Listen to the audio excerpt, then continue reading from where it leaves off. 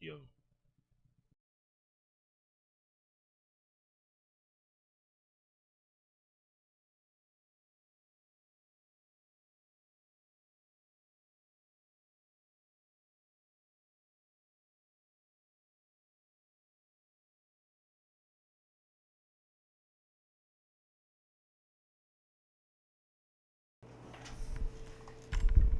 All right.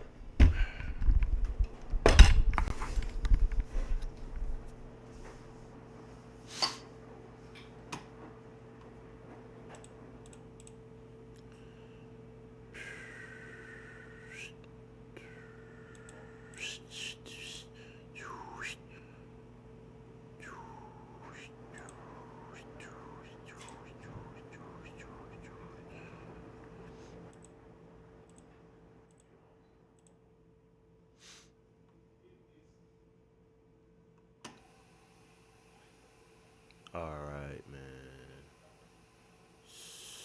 Simple.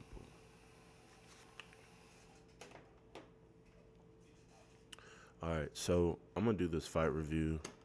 It's not gonna be the best as far as excuse me, I was disgusting.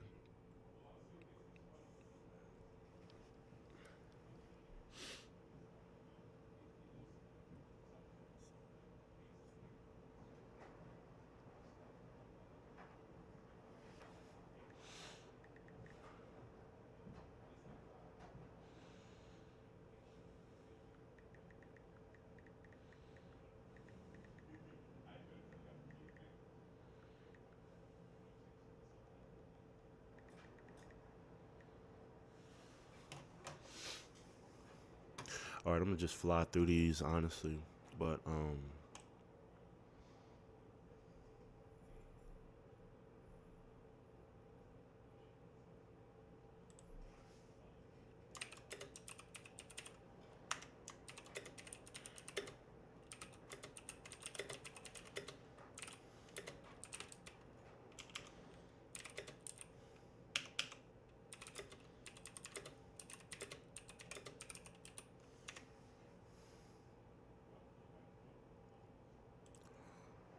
all right, let's go and see what ad sent me here again. What up, Awace? What's good, Ian? Let me know if y'all got any problem with the audio or anything like that. But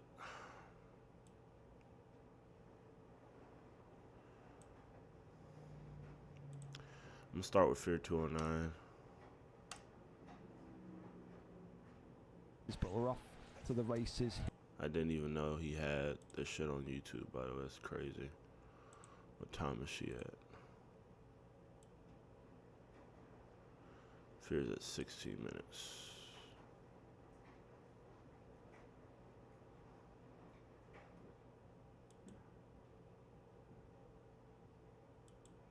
All right.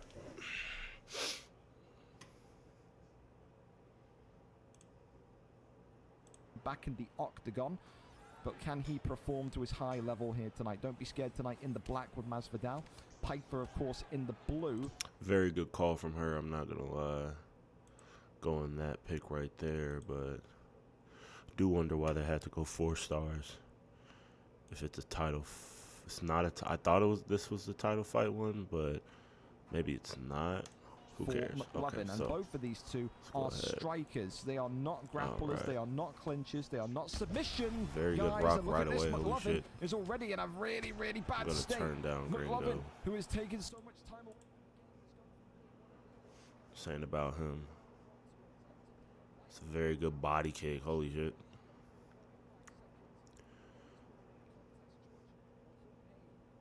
I feel like this McLovin guy, I've seen him a good couple of times. I think she's probably the easiest thing that she should start doing. Letting him whiff a bit more. You see, as you can see, and that check hook is there. I think we all got to do better with making sure that we get those check hooks because he's thrown that jab hook about 5 times now. Nice. Good uppercut there. Shots. Jab uppercut that time. And even if you don't jab hook, You got somebody with this skill level.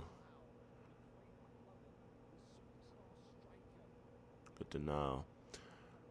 You got to be able to pull on that time in there. Should use one thing that you got to know how to do as well is when he gets into that full guard position right there. Good shit. And very nice combo. That's a good interruption. If he has lower stamina, that's the perfect time to build your GA up from either position.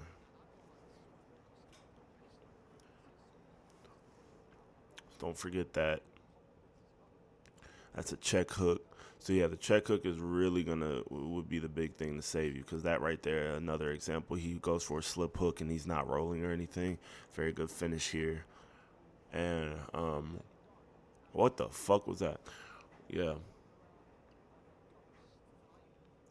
So it's a good win. The one thing I'd say the takeaway is just the check hooks. I'm just fly through. We got Ad versus Camille up next. I think a lot was going on in this fight. Part of the issue, honestly, is whenever you have a bout like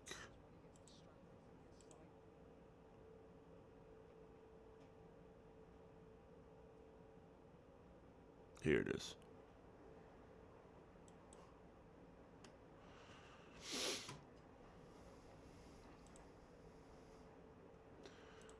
Oni J. I heard Oni J got mixed up. All right, let's get it. Okay. Whenever you have something like this, a certain way you have to play with that the TJ pick. Right away, I think one thing that probably would have helped you is possibly, especially with the range that you're creating, you're doing decent in the trades, right? Maybe some calf kicks, especially since Ad is giving you just a little bit of space to work with that. Mixing in the leg kicks, because the thing about TJ is he's a good pick, but it's either you need to be completely better than your opponent, or you need to be like even level in the striking and have another element on top of that. Combination. Front kick. Back steps there. So he's trying to make him walk into these shots here. Ad is doing a good job of changing levels. Very nice. And very good slipping off the line there when he goes to the body. Trying to get the teep kick, but it alts. Ooh, very nice.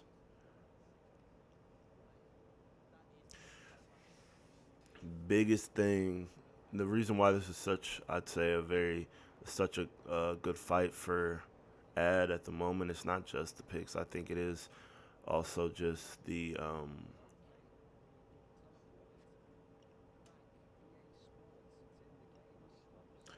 also he's just doing a bit better, and you see a lot of pulls and things that go to the body.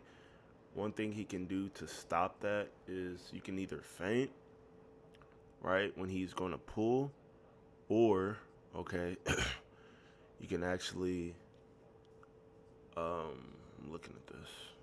It's freezing a little bit on their side. What you could actually also do there is you got the pause. So if he's pulling on my third punch, right, instead of me going 1, 2, 3, very nice here. Good work. Very nice combo here. Good counter. Every time he pulls, if you pause or you feint right there, that's going to stop you from eating all those shots to the body as you pull, and etc. So slowing down and minimizing your punch selection, like that right there. Nice, good rock here. So this is overdone. So right here, this is what I talk about right here. So when you get somebody in a good rocked state like this, boom, right? As soon as you're here, it's not time to necessarily throw the whole kitchen sink at them. Slow the fight down. Break your shots up. Punch, pause, because by doing that, you're going to be able to pressure a bit more, okay? Because he's still going to be hurt. Whenever you have to reset your stamina and back up, that's just giving him space to cover as well as reset. So whenever you're in that position and you're doing that, make sure you're being intelligent. I'm just muting this for a second.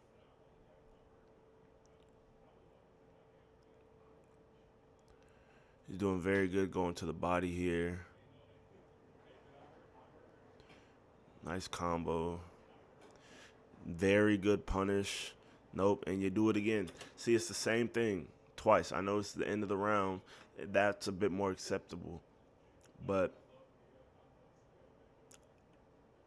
it's the same thing. It's the same thing as the other one.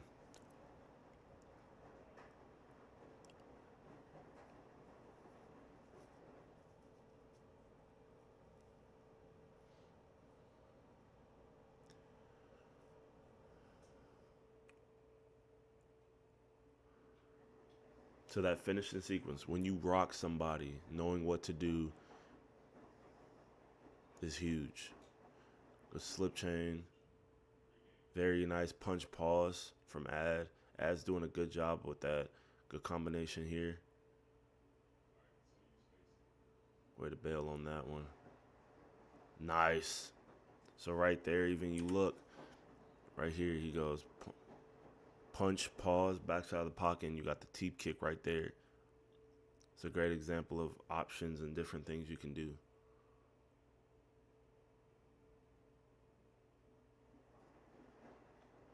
Beautiful. So this is why y'all have to be careful, okay? Whenever you go slip and rip or slip straight in the duck or anything like that, it's a good read from Ad. I don't know how intentional he was being with it. I do know on average that's what a lot of people tend to do. I know that I throw an uppercut there. He throw through the front kick. So, yeah. Part of the biggest issue, I think, is the head hunting, and you're not showing enough for going against a Yan. In order, like I said in the beginning, in order to fight this Yan pick with anything besides a mirror match, you need to be showing other looks. Right? Those other looks being possibly mixing in a little bit of body work, you know, calf kick, leg kicks might have been there just a little bit as well. Of course, you need to watch out for the damage, but when you got a pick like this, especially since you're very good, I feel like and you're improving in grappling, show them a little bit of that. Use your clinching, stuff like that. You got to mix in things a bit more. You can't just go out there. It's not an even matchup. TJ versus Yan is not an even matchup. Okay, so you can't play it that way. So maximizing your picks is key. All right. Let's move on here. This is a very good fight, though. Very good job from Ad, doing what he does best.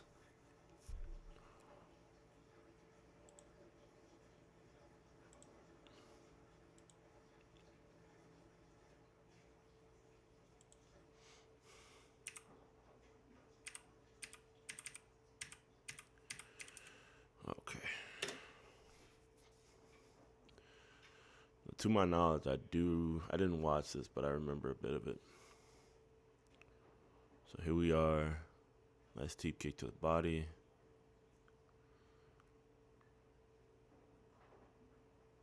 It's a good calf kick from his opponent. Spinning side kick.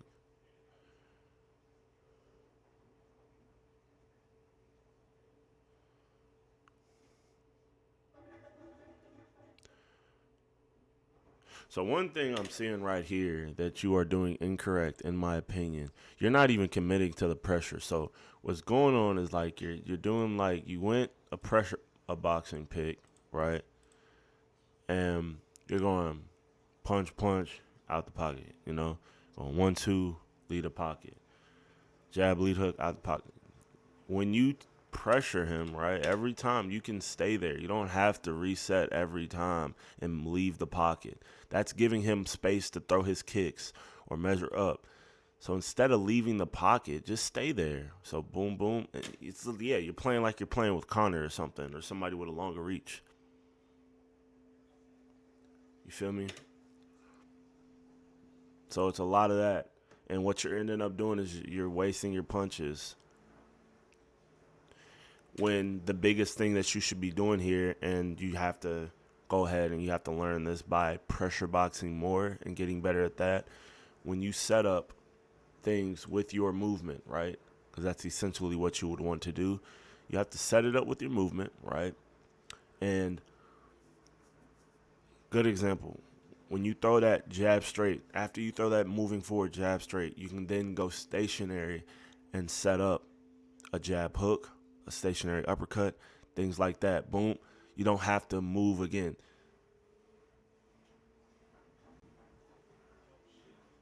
So you go for a takedown and you get it. Let's see what you do with it. He goes sprawl. He does not have cage. Take your time here. Take your time here. Okay. Half guard, which is not bad. You got 3 minutes left, and you're in half guard. Right here, you should be powering towards backside. You do it. Well done. You probably didn't even need to power there. Okay, so here, if we're stalling, because you have him on the ground because you want to stall, and it looks like you have no problem being half guard, just do what Ian does. And he didn't even power this. So, thank you, Rewind. I appreciate you, brother. I do. You can pre-deny up and then just race to half guard, bro. It's the easiest thing. If you want to keep him on the ground and you want to keep stalling, pre-deny up. As soon as he goes left or right, just move towards backside. That's it. Just keep it simple. So now we have him here, and you get the drag back. This guy is not very good. I'm not going to lie to you. I don't know how you were struggling with him. So here we are. Okay. Take your time here. He goes full guard. So, yeah, that's what good place where you could have raced. Okay, you get denied. When you are in this full guard position, you need to be careful. Okay, it is extremely, extremely easy to deny half guard. And a lot of the times, it's not even a free transition on GA a lot of the times. You can miss from the back. If they go half guard, you can race and win back sitting. No, if they go full guard or to side control, you can race into half guard. I'll show you how to do it later, but that's a whole different thing. Just you have to be aware of that, okay? You have lower stamina as well. So yeah, you need to also watch your stamina. You're doing a lot. Let your stamina regen. I know you don't play with your HUD and shit on, but you need to make sure that you're at least being intelligent with that. That's another bad decision making right there. He's going to reverse you here, I'm guessing. Oh, no, he went there. There's no fucking way, bro. We're getting hit with fucking UFC 4 sweeps in UFC 5, bro. You, of all people, should have stopped that. So here we are. So a lot of this is just really bad grappling. I'll be honest.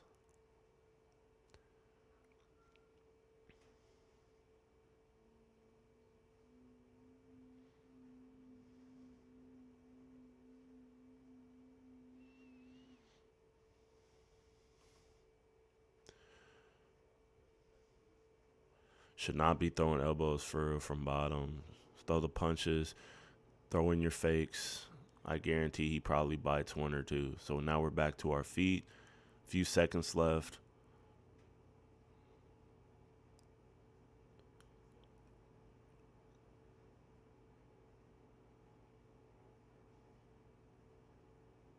Yeah.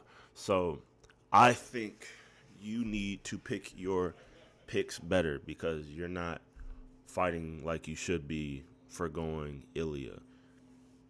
If you do want to go Ilya, you need to learn how to set up those stationary trades and shit with your forward movement, etc. So that means if I move forward, like I said before, with a double jab, okay, and I plan in the pocket, boom, right there, you could have hit him with anything. So if you, boom, like you just did right there, but more of it, okay? He's very, very open to striking. Very good denial. Put him to the cage first. You should have just taken the cage instead of throwing those. Which, I mean, I don't know if they would have let you garden it.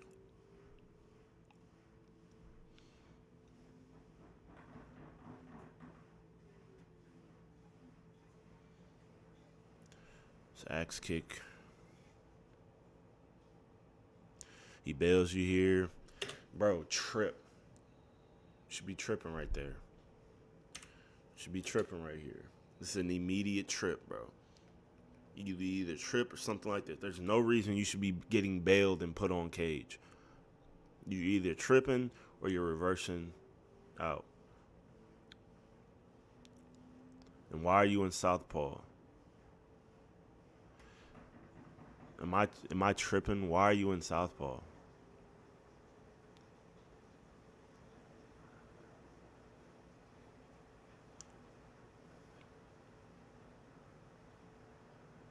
Yeah, you have no reason at all to be going southpaw. He hasn't touched your leg one time. Your damage and everything goes down in southpaw. I don't see any reason. There you go. All right, you switch back.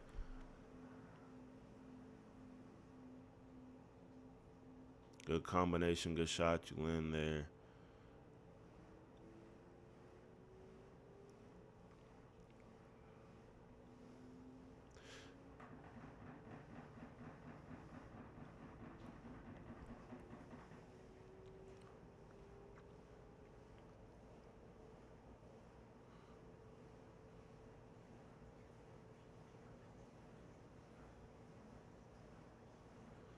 Okay, so yeah, so once again, right there, just watch, right? So you go boom, boom, right here. After that jab, moving hook, right? If you sit right here, you plant down and you throw your shot, this right here is a knockdown right there. If you, instead of moving out and going back and forth, back and forth, back and forth, this is like just basic trading setups. Me going, I move forward with my shots and I move into the pocket. And if I plant down right there and throw my interruption, especially him throwing and extending with this jab, this is a free-ass knockdown. You're making your life harder because you're playing like you're Conor, but like you're playing the back and forth game, and he's not really pressuring you, right?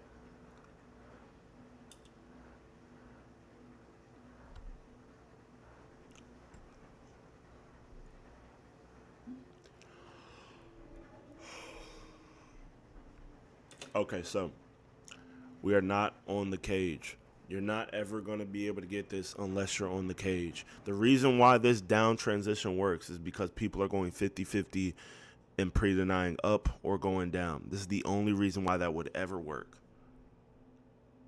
All right? So, understand that. And if you're not against the cage, don't do it.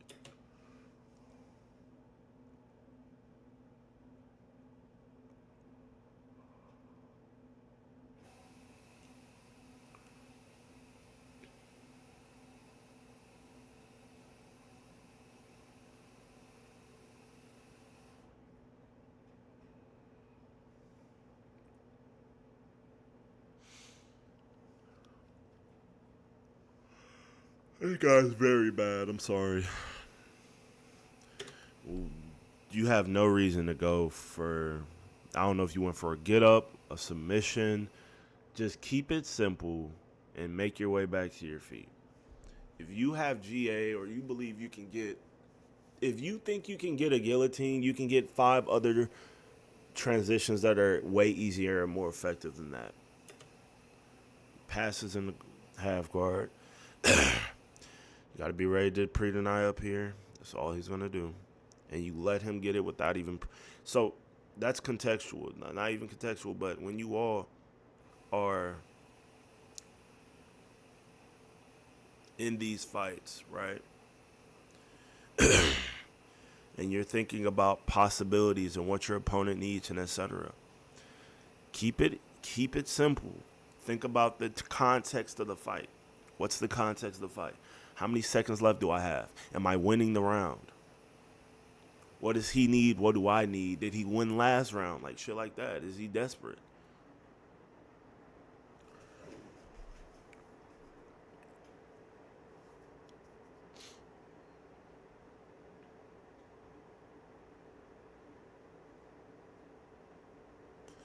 right there. So when you see this, if you get good at it, you should learn how to do that lunge counter. That's free right there. It's a big overhand into a hook. I don't know what we were doing there.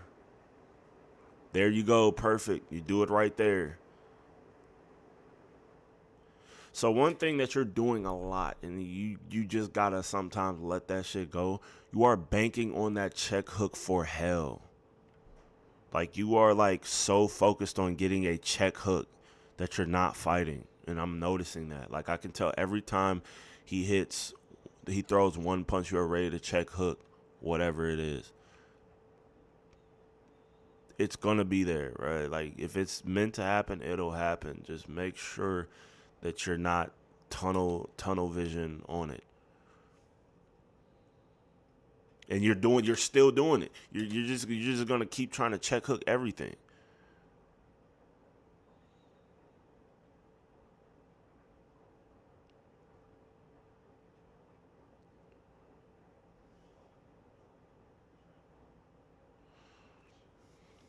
Now you're block working a bit more. You're gassed as fuck though. You tried to check hook again.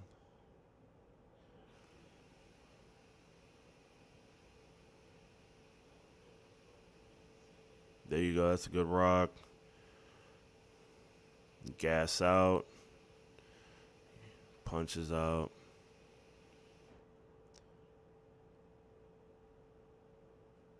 I don't know if you're trying to punch open stance at this point or if you're still looking for a check hook.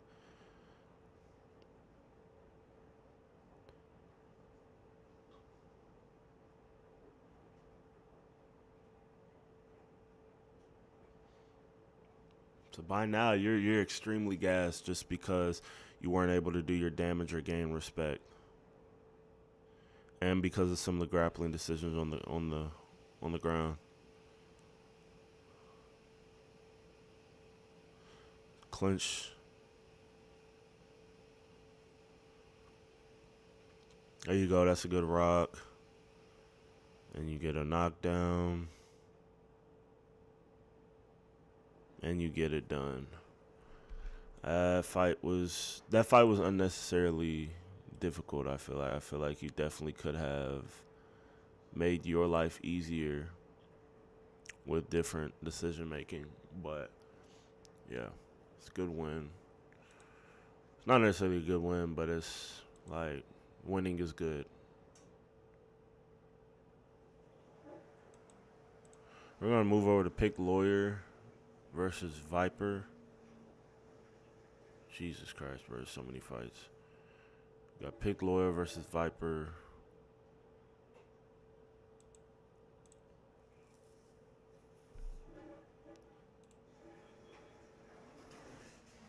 Let's get right to it.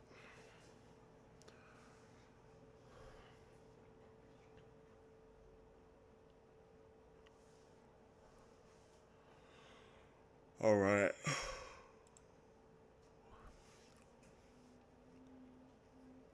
So the one thing you have to understand about a matchup like this, you have a good power advantage, okay, by a couple of points. But in order to take advantage of your power, you need to go ahead and you need to be able to activate your force of nature. So that's the biggest thing in these couple of seconds. It's not necessarily that you're bullying your opponent. Right? It's more so that you are going ahead and using round punches. Like if he's in the pocket throwing a bunch of combos, you can use round punches to activate it. Find a way to get a health advantage. Okay? An interrupting uppercuts, something, bro.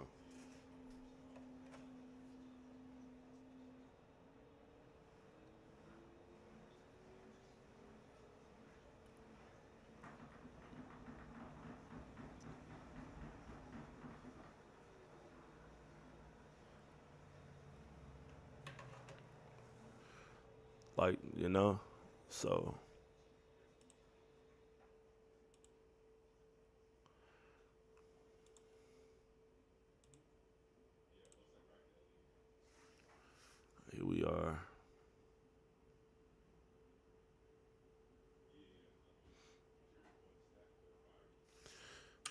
So that's the thing.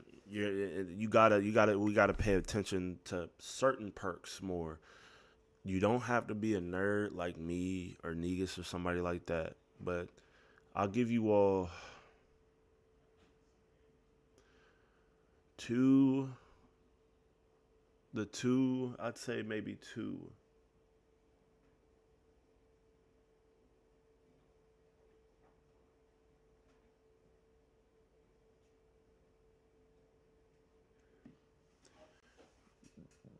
perks I want y'all to focus on for now. To strategize around. These are the most game changing, I'd say, like very obvious perks that affect the game. You got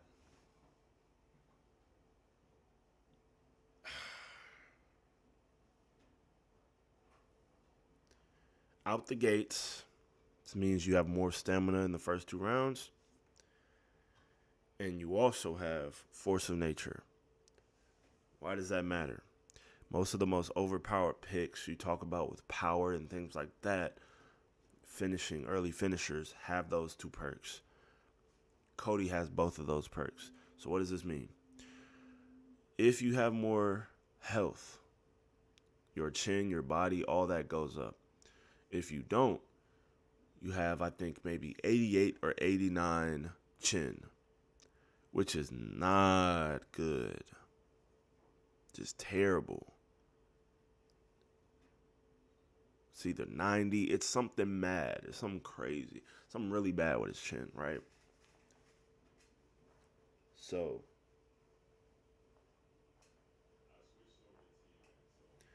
make sure that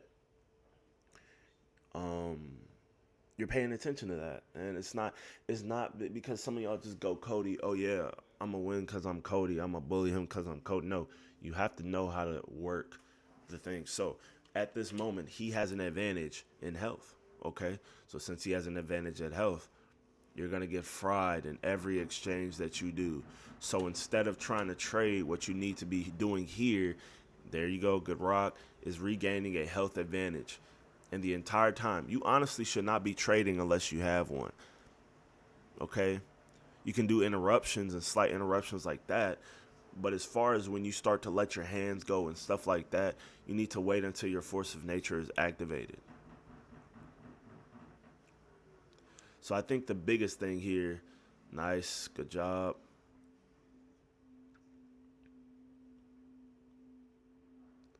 The biggest thing here is just that.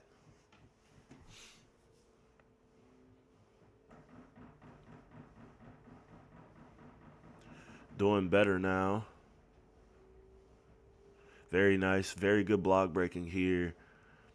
What you can do instead, that was a good combination and good setup, but you know Jan has a really good block. When you have him here and you have him against the cage like this, take your time and instead of going for that 4-piece, break it up into 1-2, 1-2. You know? You can break it up, and I'm not saying 1-2 isn't jab straight. I'm talking about how many punches you throw. Throw 2 punches, pause, throw another 2 punches, or you can throw a punch, pause, punch, pause. And when I say pause, that means take a break. What that's going to do as you're block breaking is what you are going to end up having more stamina to abuse your opponent in moments like that. Otherwise, you have to do this full reset that you just did right there on your stamina. And I do know that sometimes those combos are to catch them while they open up. Nice, good job. You're not really doing a lot wrong, you know, necessarily. I'd say that. One thing maybe is watching I'd say maybe finding he's starting with that jab a lot. Maybe the slip hook probably could have been there. So looking for a slip hook. Could have. Beautiful back step. So once again, so what I'm seeing is kind of like a pattern today. It's the finishing sequences, right? So the finishing sequences is basically what are you doing on rock? Slow down, okay? Don't try to figure out where he's slipping on what punch. Like, don't try to think about it. Oh, I throw a one lead hook and he's always slipping. Like, you can do that. That's like for hard read, shit like that. But most of the time, people are just throwing their head in directions. Slow it down so that when you get a big opportunity like this, instead of throwing this huge combo, just go bop, pause, lead hook, pause, jab, uppercut, slip, hook. That is a lot better because now you have to reset before you trade again. See that? Boom. Now we're here. That's about 5 seconds that if you slowed down and you slowed down and did single punches in that moment, he would be against the cage panicking. I guarantee you. So I'm not really seeing like a crazy amount besides like not going for the slip hooks, etc. from you. It's just, not being able to capitalize on those finishing moments. But you're doing pretty good.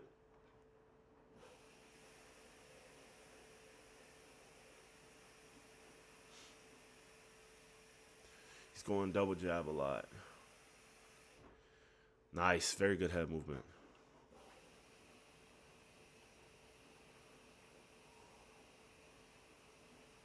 Very nice.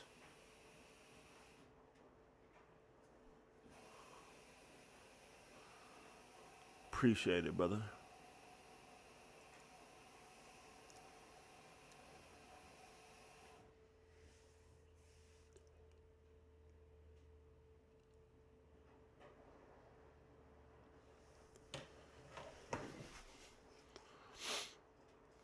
Okay, so we're going into the next round.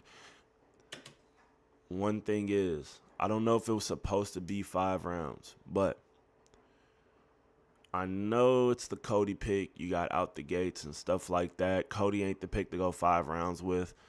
But also, you don't have to be in a rush. You're up. You don't have to necessarily be in a rush in this fight. You are up. Okay?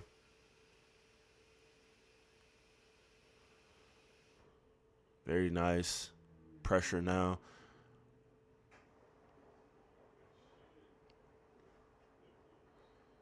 Nice.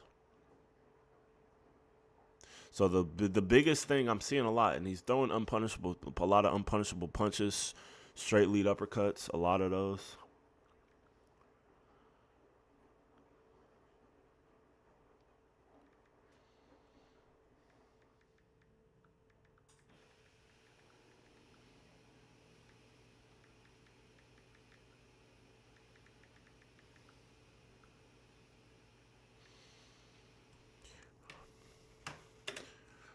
You're having a hard time getting past the 1-2. I know some of that has to do with the reach. Very nice, he pulled on that. But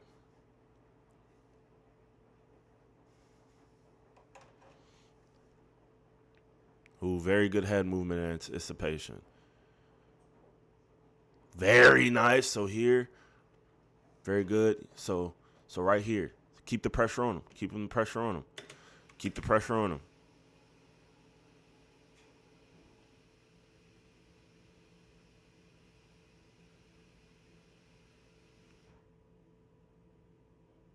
So he baited you there. So that's why you got to be careful. I don't remember if you could drop and finish here, but okay, reset here. Reset. Another tough thing with Cody is that block. Yeah, that block gets shredded easily. So another thing, don't be scared, especially, I know you got hit before, but don't be scared. You can go ahead when you backstep on that. You can go ahead and pressure. Right here, I want you all to make sure that when you all are slipping, don't slip and rip, which means, yeah, no, let me see this.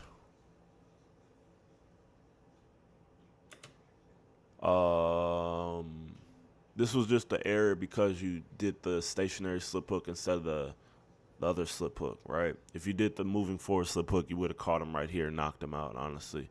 But since you did the stationary, as soon as you go ahead and you throw that rear hook while stationary, your head comes back on the center line, and this happens, right? Now,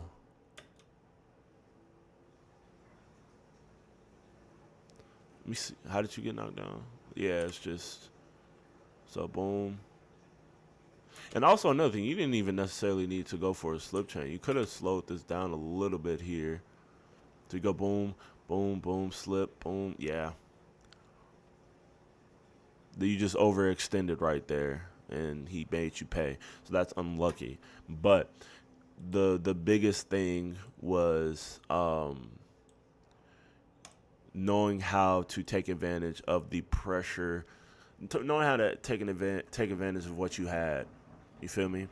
So focus on that a bit more, and you'll be fine. You did good, and there wasn't a lot that besides, I feel like maybe understanding your perks as like a Cody player, and then also just breaking up your shots on rock instead of winging those 4 pieces. But you look good besides that.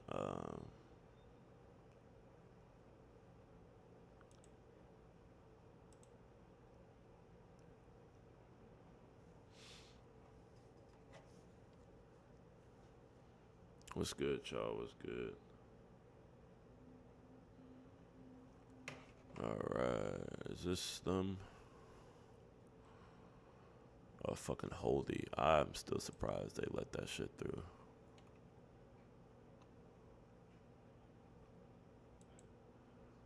Alright, now we got Maxi versus Crow. And I haven't watched this yet.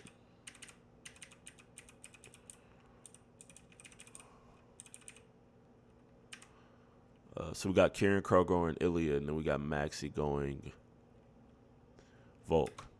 Now, when you got a matchup like this, the thing I need a lot of y'all to understand when you are going Ilya, okay, against the Volk, your number one goal is to not let the Volk, do not let the Volk get force of nature, okay? And if they do get force of nature, don't let yourself get drawn into trading, okay? You can still technically win trades, but you're dealing with 98 chin instead of 94. Close to 90, it's like 97, 98 chin instead of the 94 that he usually has. And then you add that to his punch speed and 94 punch power. I know you have around 99, but then you have 93 chin versus 98 chin, and you're trading. It's like a balance of, current health as well as damage and chin. You're always going to have 93 or 94, whatever chin Ilya has at featherweight. You're always going to have that, right? But the Volk, depending on the flow of the fight, it's always going to be different. So that's something to look out for, and you do need to pay attention. If you don't learn any perk in the game, at least learn force of nature and how to use it.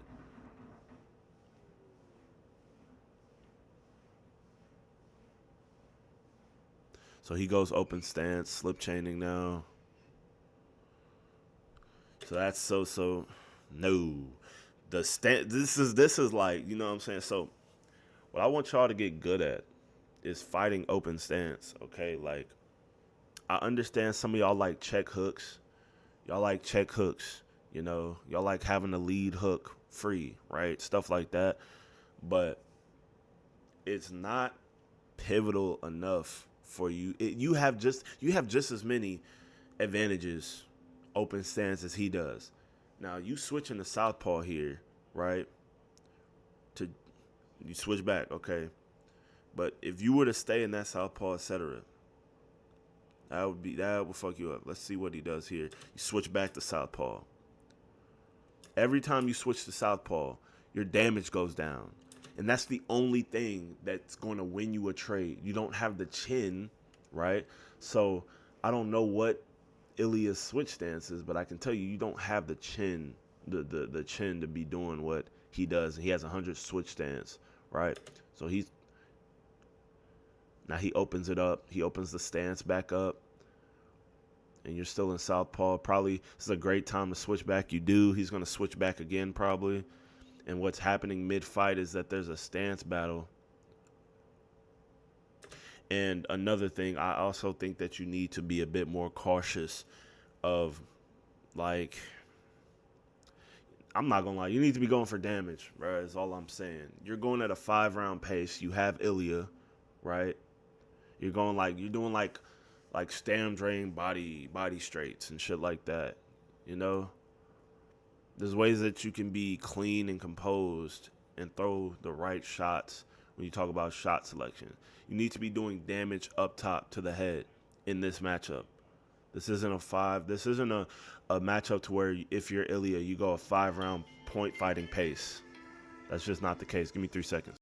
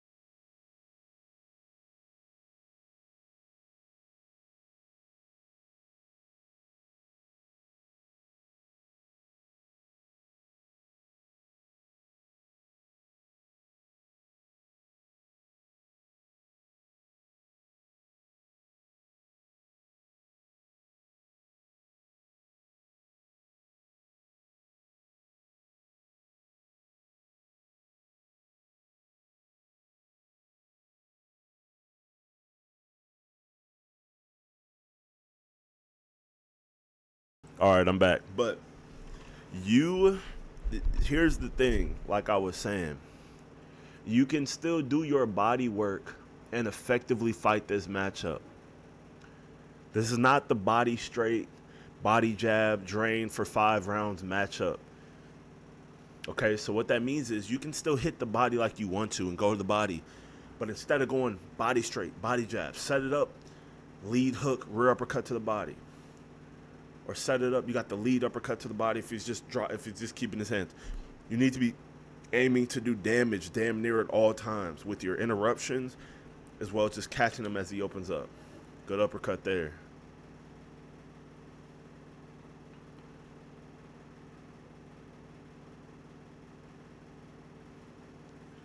Nice. Nice. Right here, make sure that if you are not closed stance and make sure if there's not a check hook, you're not rolling. So if we're right here, right? You don't have to roll right there. Good combination. Good block breaking. Only roll when you need to.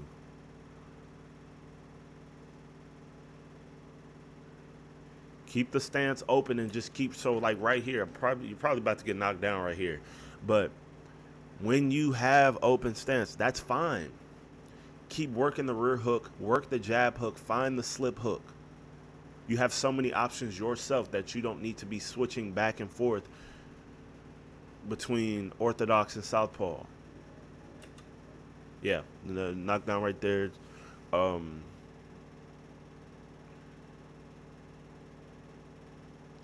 So let it be open stance.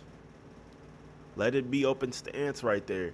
Because right now, it's like you're starting and now you're trying to bring the fight back with the damage, but now it's too late. And I know it's still early in the fight, but yep, now we're close it again, and now we're in orthodox.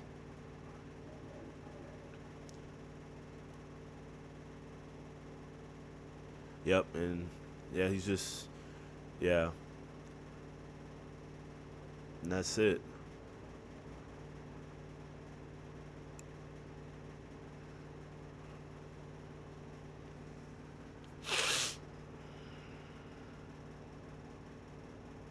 He's about to go. Good. Tries to go up. Probably going to stand up here is what I'm guessing. Oh, very nice. Very nice. Yeah, that was perfect. He's about to go for the exploit, ain't he? Oh, no. Very good from Maxi, making him work right here. Gets reversed.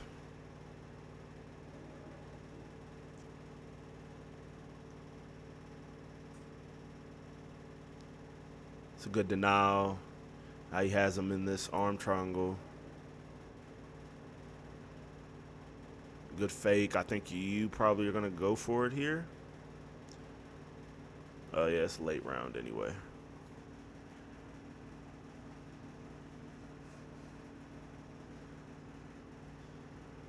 So this fight is chopped already. You need to be like, you have to go into a different gear, right?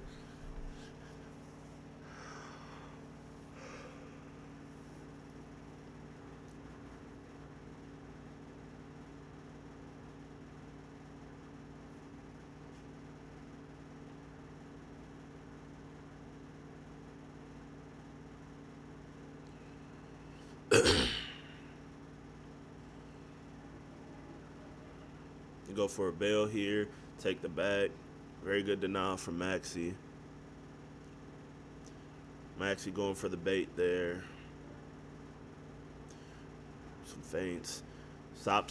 Like, my question is, why are we, the strip like this, like the stances, the powers, like them little points, them 5 points in power that you get taken off there matter. I don't know if you were probably going for maybe a takedown or something like that to get the glitch. I don't know, but, or maybe like, I don't know, but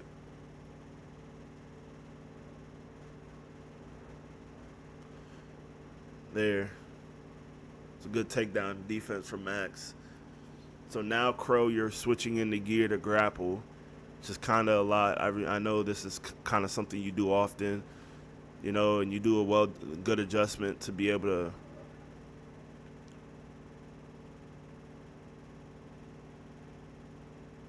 grapple when you're striking.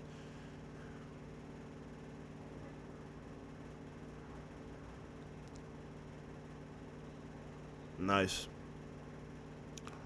Now we got him here. Very good darts choke. He's going to fake here probably. Or he might try to race early, either one. Or he just fucking...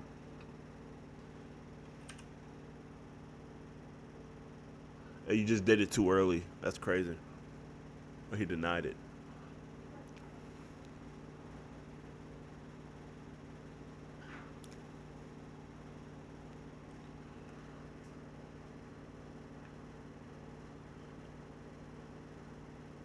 So right there, if you ever get stuck in that position, just power. Sometimes it's better to just go ahead and power.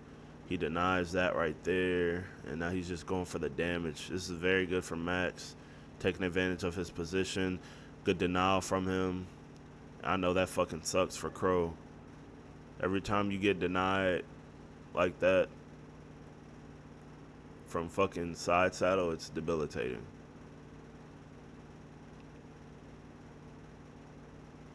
Very nice overhand. Closure, I mean, it's too late. The fight's pretty much over now, but Closure stands back. You are an orthodox fighter. Unless there's something I don't know, like does Ilya have good switch stance?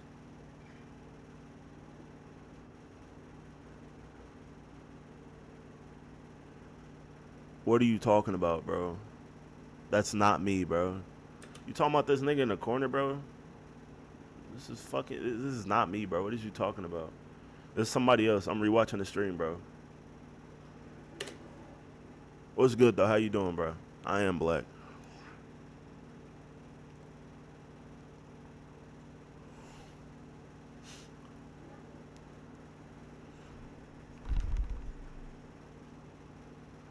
Double jab there.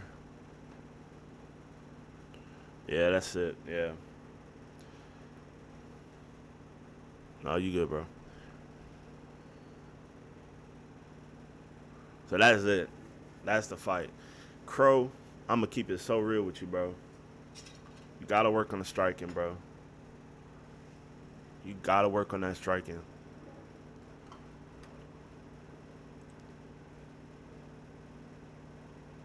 You have certain skill sets that work at times, right?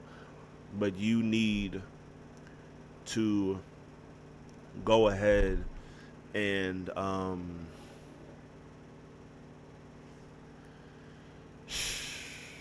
I'd say the biggest thing, you need to just go ahead and you have to become more effective in your striking, because you're really not at the moment. Whether you need to just start learning how to block break better or how to fight from certain positions, you gotta fix it, bro.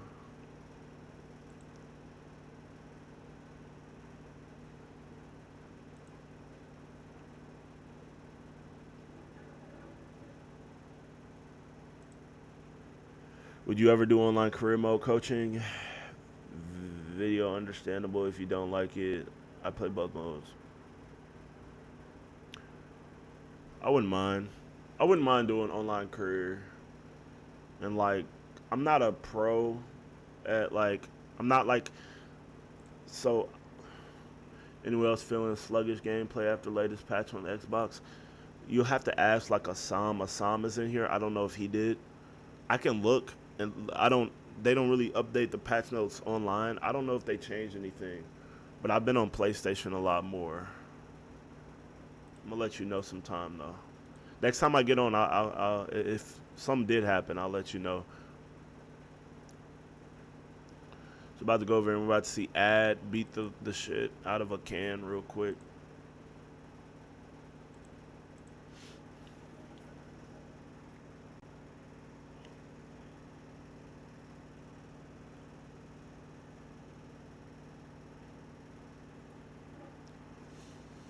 Nice.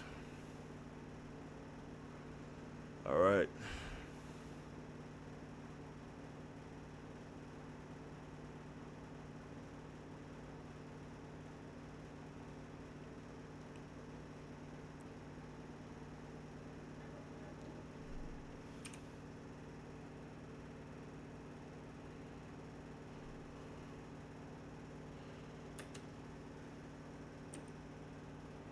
I like online career because you can build the character for your favorite moves. Being able to string up combos with my favorite moves and funny characters is super fun to me. Yeah, I started out as a CAF player, and I really do enjoy CAF. And I hope that CAF makes its way to like a competitive sort of scene. But there's just a lot of problems that turn off pro players and esports players from CAF fighting, which I understand. But I do think you talk about the archetypes too, or even career mode. There's a lot of problems with online career. Like, I don't know. There's stuff that I like and stuff that I disagree with, you know. But yeah, cat fighting is fun. Cat fighting is what kept me on the game in 4 before I transitioned to playing uh, regular fighters and pro fighters and stuff like that. I've done a few online career mode runs.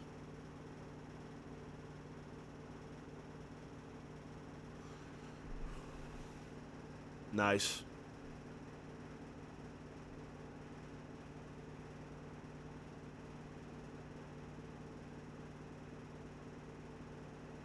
So right here, not gonna lie, with somebody like King Jon Snow, I'm not gonna lie, you could have just block broken this dude, bro.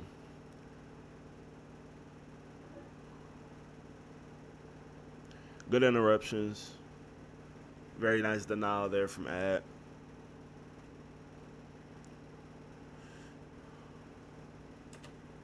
Now, cash are the only way to have fair competition. I mean, what's the point when your opponent is Seporia? At least Cavat equals in their arcs. Ian is hilarious, bro. I remember that arc, bro. I remember seeing Ian's name at #1 on online career and just wondering what he did until you played him and it all made sense. Archetypes, I don't, the only problem is that I don't like with CAF archetypes is there's certain stylistic things and moves that I don't have. It's like an archetype will almost be perfect, but it doesn't have a certain move. It's not even because they're not broken, but it's just, I think maybe if they gave us freedom over our move sets and then had like the CAF archetypes only affect stats, that would be cool.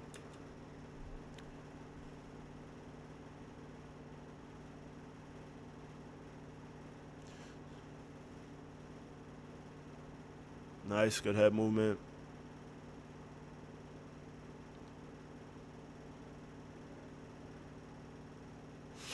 It's a denial from him.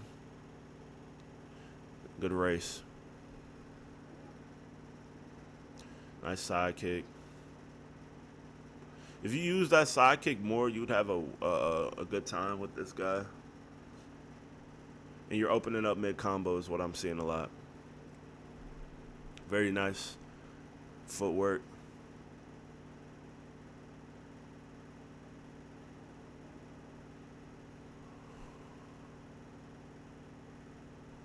Good denial. Was good a waste. Good work.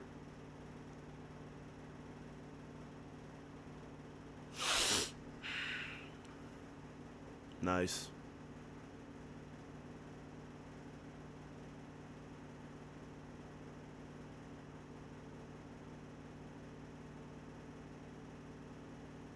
Nice. Good head movement. Very nice.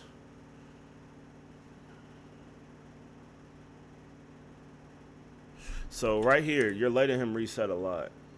I'm going to address the comments after this fight, and I'll talk through it a second. But don't let him reset. You get the rock here. You stay high, okay? Especially since the rock is ahead, right? We don't want to long out fights, you know, if we can. So what that means is that, especially with this, you stay high here. You let him reset fully. You just straight up let him reset fully, right? You let him regain all of his health here. We're just doing this little standstill, right?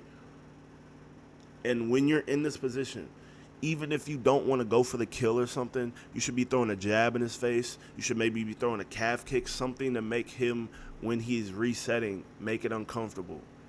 Every time, because he's not going to throw. He has no reason to throw. He understands to reset here, so that's what he's doing. He's not a good player, but he understands that much.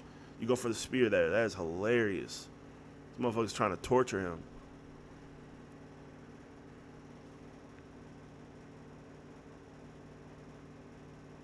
Nice denial.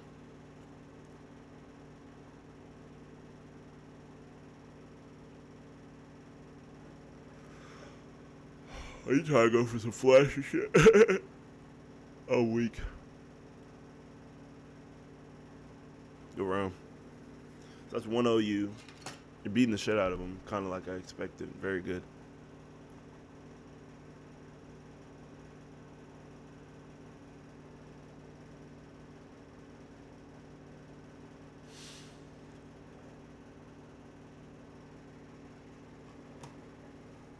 All right, next round.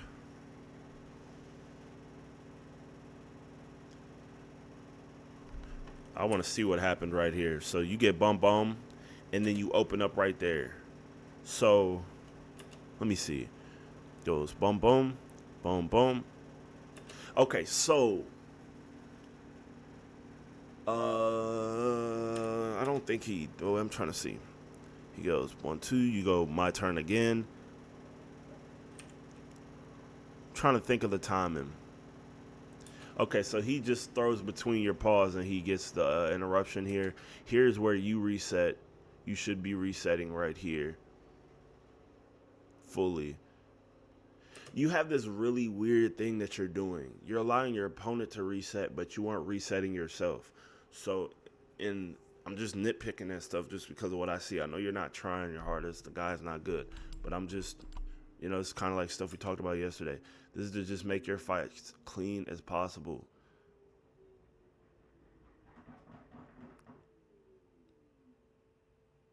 Nice combo. Reset. See, I don't. I'm starting to tweak right here. Reset. Feel me? So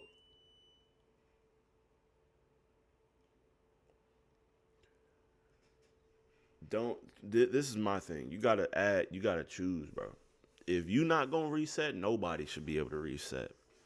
You feel me? If you not going to, nobody should at the very least.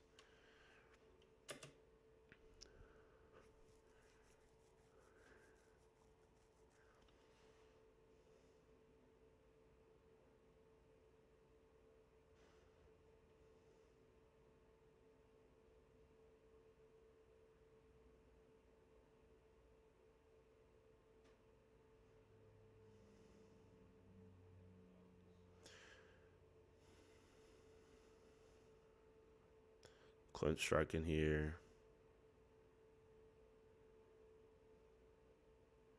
Yeah. Nah, it's all good, bro. It is what it is. No, it's just that one thing though, and it's not something I don't understand if it's like a mentality type of thing, but you allow your opponent, you know what I'm saying, to get their health back. Well, why don't you allow yourself? You know what I mean? So it's like kind of look at your fights, look back at some of your fights, and kind of notice how many times you do that, how many times you sit in the pocket, etc. You know, right here, nice, stay high. There you go. That's a drop. Yeah, that is a lot of a big. That's big too. Ian saying, wasted movement is wasted movement, and all wasted movement does is make your time harder. If you're slipping and rolling for no reason, I had a problem like that too. I was slipping and rolling against like some opponents, and it would make my stamina just drop. It would make my time harder. I would slip into shots, all that. You know, if you're rolling for no reason all the time, it's gonna fuck you over. You know. Like, were you rolling with check hooks against King Jon Snow? Don't tell me. Don't say it's so. He's that ass. Good win though, Ad. Good dub. Wouldn't say good win, but you won, and winning is good. That's what I've been saying all day today. Tomorrow or next week, you'll have a harder opponent for sure. Based on who lost this week, you might be looking at maybe an Art of War rematch.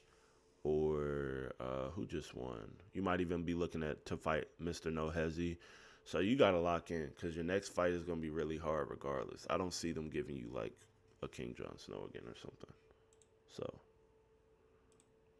yeah, I expect better out of you, obviously, but you know, we live and we learn and we progress. Okay, let's see. We're gonna move over to Assam. If anyone wants to at Assam in chat and let him know I'm about to review his fight right now, that would be good.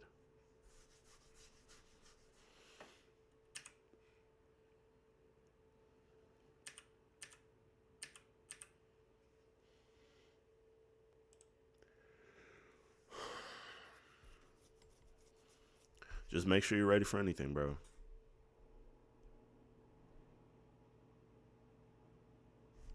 God, Lee. Boom. Oh my gosh. Already cooking his ass. Oh my gosh. Reset the stem. Okay. Very good start so far for my boy Assam. Okay. Very clean. Very nice.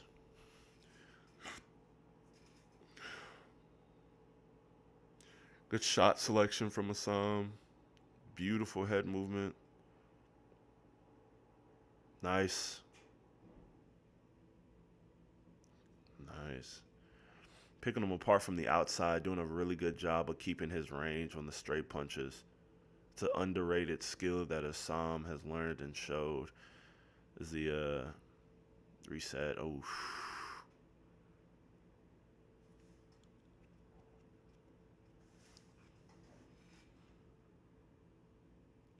He understands range really well. I feel like Xbox players are just better with that in general. Nice. Rear hook there. Good head movement. Clean.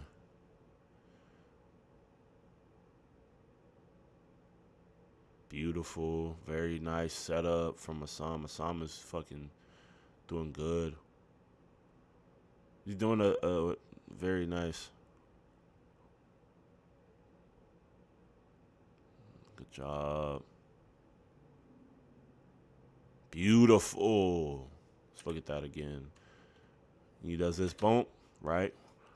Right here he goes, right? This straight punch, 1-2, right?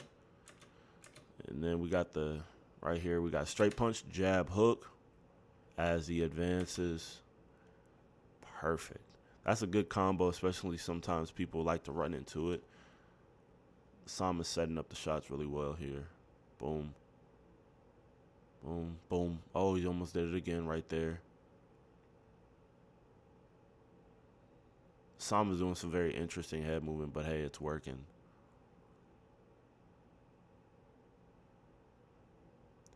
Doing a lot of double movement, which works. Very nice. Keeping his range by backing out of range. Very good. Boom, nice.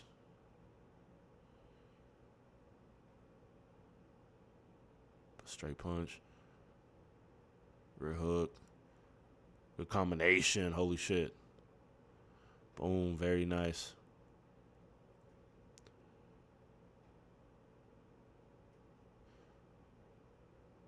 Oh. Again, Art is getting around the block a little bit.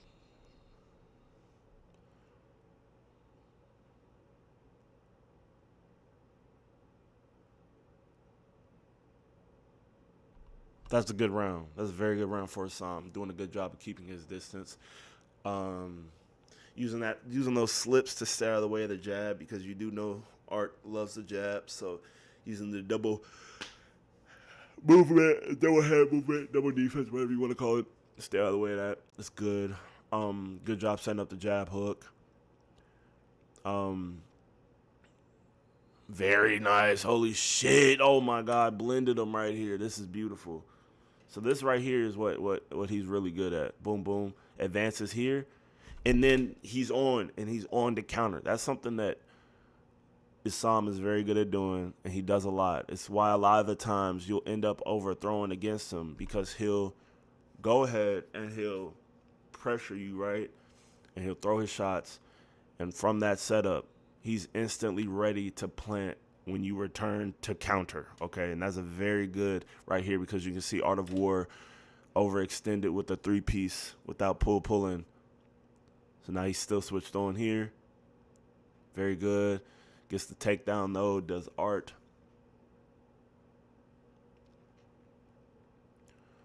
Oh, denial there. Oish, make sure pre-denial or something right here.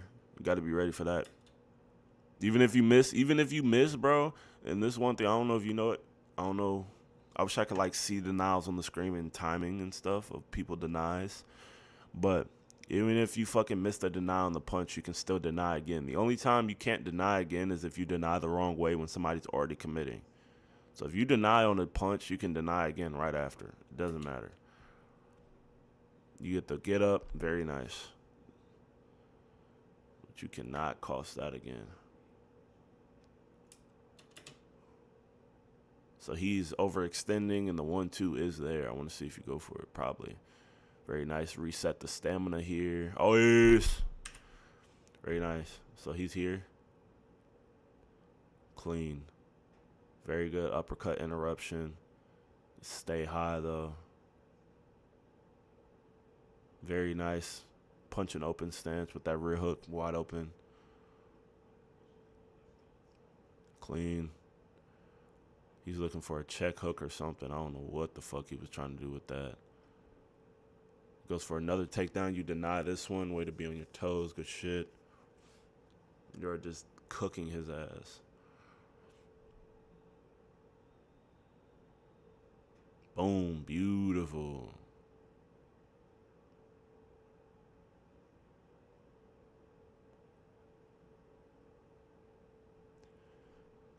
Every time you see Isam pause and just stand there. Oh, good head movement. Always reset. Very nice. Taking your time. Very nice. Good combos. Reset again. Very nice. That's beautiful. Isam is doing very good with resetting his stamina, block, and head health. He's been really good in this fight.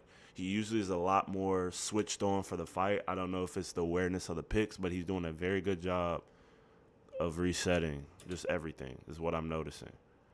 Not overextending too much.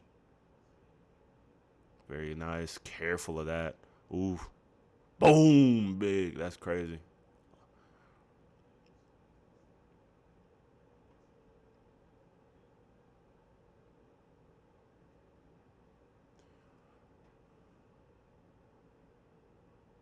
Oof. Nice. Trying to bait out. Shot from him. Very clean head movement. Ready for anything.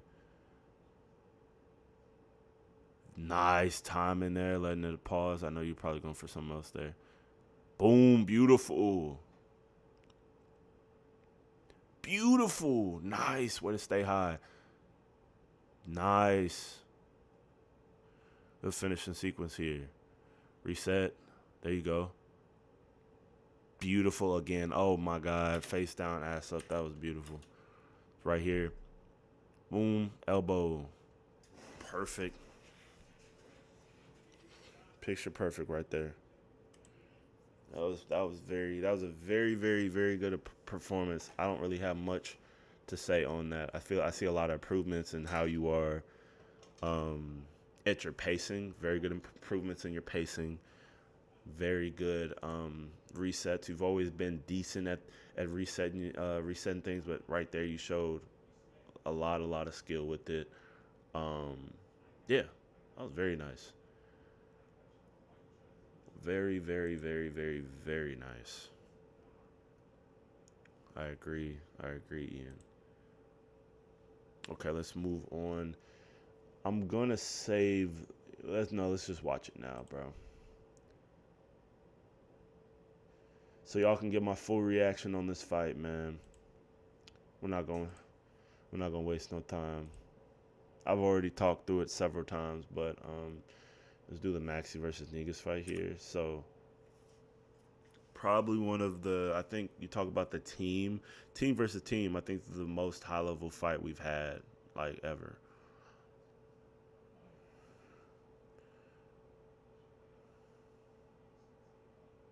So Maxi, good uppercut there. Negas doing a very good job. One thing Negas is yeah, I got his fight. Ad did me a big favor. He did me a huge favor. He just listed out the fights for me, and that shit was fucking fire. I appreciate that. He helped me out and listed out all the fights, so I know exactly what it is. So what Negas does a great job of, I don't know how he does it, but the way he's able to pressure with picks that kind of like lack the respect in the hands and power is really impressive. So he's putting on this pressure with this, and now we're in the grappling. Very nice knee strikes. Those are definitely going to add up. Remember, those are significant strikes. Very good job cutting off the range and staying in front of the kicks. Very nice.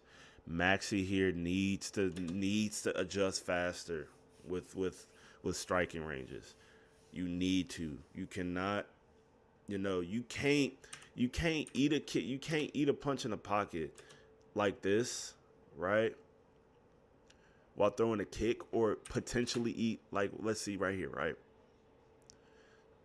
So you throw this kick here, you eat those strikes. You can't do that and then throw another kick right after, after you see that he's smothering the distance and playing too close. You feel me?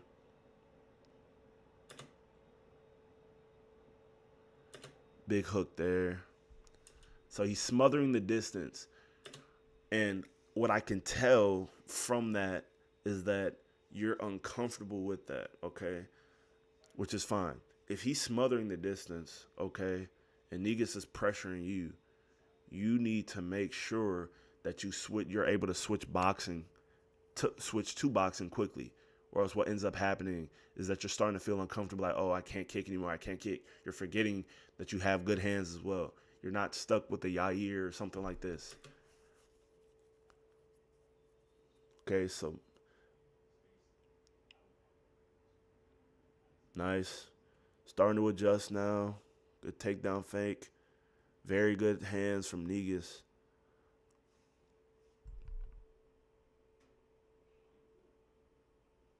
Double jab, lead uppercut. Post out, very nice. Making them gas. And Negas is doing a great job right there. Moving out of range to make Maxi miss, right? When I'm talking to y'all about footwork and blocking being a skill, I'll be honest, like, if I have time, I'll review your fight, but I really only do fight reviews on the team. But if I have time before the tournament, sure. Niggas is doing a great job staying out of the range. Good shit.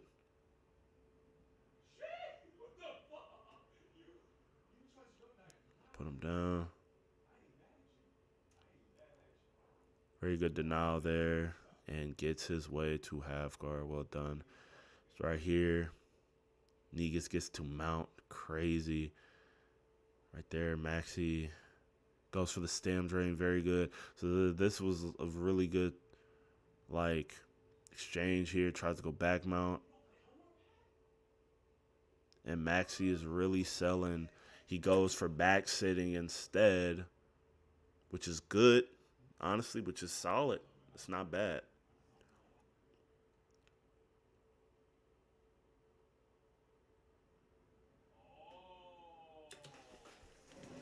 Right here, he commits to the armbar.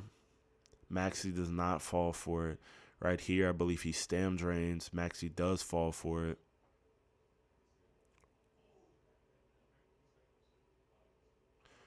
Bro, Wooly has skill deficits, bro. Wooly has deficits in skill, bro. This very good stem drains again. Very good denial. Goes for the arm bar. Well done. And from here, Maxi is, in fact, he's kind of getting a bit nervous here. Goes for fake, and now he goes for that. Beautiful. So that's an armbar. That secures him the round. A little bit of ground and pound. And there we are. So this confirms one thing, and I know a lot of y'all had discrepancies, but this is not a 10-8 round. And I know looking back at it now, you like, okay, yeah, that makes sense. It's not necessarily 10-8. In order to score a 10-8, you need to have like a killer round in the striking. I'm talking 5, like 3 knockdowns, all that shit, crazy damage, right? Or you need a decent round, I'd say like a good round, like a good obvious round for striking plus a submission. You can also do like 4 minutes of control time plus a submission as a 10-8. You could also have like 4 minutes of control time and like 2-3 rocks from ground and pound and good damage there. That's possible for a 10-8. So stuff like that. Whom you got, Patty versus Justin? I think Justin might have one more in him. I think he might go for an upset, and it might be like a Tony Ferguson. Like, because Justin, you look at Justin, he's really, his last loss being Max Holloway, and Max Holloway being as strong as he is at lightweight, it's not that bad of a loss. Patty can win by mixing in his grappling, and he is the younger guy. That's very possible. But it's a tough one. I think Justin is going to surprise people, though, regardless. Justin is going to put up a crazy fight. People think he's washed just because he lost to Max. Like, but come on, bro. He still just beat Fiziev, and Fiziev is not worth a title shot, but Fiziev is still a good-ass fighter. And Justin being Fiziev's kryptonite, you look at who else Fiziev has lost to, you know, it's pretty much only been Justin. I know he had that's a whole different conversation, though. But let's continue. So, Niga's doing a great job. Just take the round here. Here we go. That is 10-9 Nigas going into this. So, it's got to put a little bit of fire under him. So I do believe in this round, Maxi did a lot better because he abandoned the kicks and he adjusted that way. Whether he did it on purpose or just said, I need to win this back. The strategic adjustment was boxing versus the kicks, which he should have probably done from the jump. Nope, never mind. He just threw a kick again, but he's mixing in his jab hooks a lot better. So right here, he's letting his hands go a lot more, throwing round punches in the pocket, and Nigas is opening up a lot there. I think part of it, you got to make sure you're backstepping or pulling right there. If you see him do that, if you see a backstep, you got to pull. You got to make sure you're in time with your pulls or your slips. Maxi throwing another body kick here. Good jab hook from Nigas. What's happening here? What's happening here is Maxi is just doing a better job of mixing between boxing and kicks. Right there, you still have to be careful. He's still cutting off range. Nice. Very good rock there. Fake takedown into the shot there. Very nice punch in between. Well done. Finds that lead hook. Some big shots. Fake takedown, lead hook, lands clean. Goes there. And now we are in mount. Well done. Gets denied here. So right here, in my opinion, in my suggestion, I'm not gonna lie, you get him off of this denial. All you have to do is a fake up, pause armbar. You would have gotten him right there, because you got to remember you're on 300, you're on 250, 300 ping. He's not going to be able to pre-deny that armbar at all. He would have to perfectly time it like a few milliseconds before the armbar is there instead of going for the ground and pound. I do understand going for damage here. Just experience. How did he win? Is hey, I thought niggas had it too. You see this? It's right here. He tried to race mount. Maxi raced full guard. Very nice denial here. And he just went for it. Honest to God, I thought he was going to fake. I thought he was going to fake here and then go. But he said something. He thought he was going to get reversed into fucking full guard. Yeah, no, I think Maxi was just going for anything there. So right there is an opportunity. He could have went for the fake and then go for the stack guard, which he does do a lot. He gets up here, opts for a get up, which I understand. Gotta be careful of that.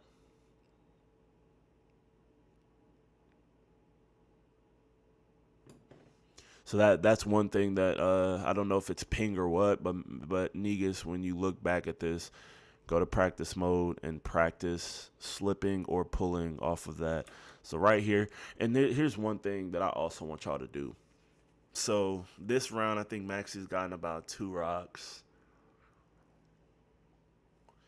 and more damage. Sometimes, and I'm saying sometimes, right? Not always. If you got 30 seconds, 39 seconds left, just let him have the round sometimes. I mean, it's heavy on the sometimes. Like, this is a round you've lost, okay? Sometimes it's better just to go ahead and, all right, I'll see you next round. You know what I'm saying? Sometimes it's better to just say, all right, I got my adjustment. I'll see you next round. Okay? Sometimes it's straight up just better to do that. This was one of those opportunities. You got 39 seconds left. You know, I know it'd be great to have another round, but hey, you know, goes here, goes for a trip, reverses there. Boom. There we go. Takedown at the end of the round. I mean, I don't know how I feel about that. I don't know why we would want that, but I mean, so that's 1-1. Maxi has the momentum here.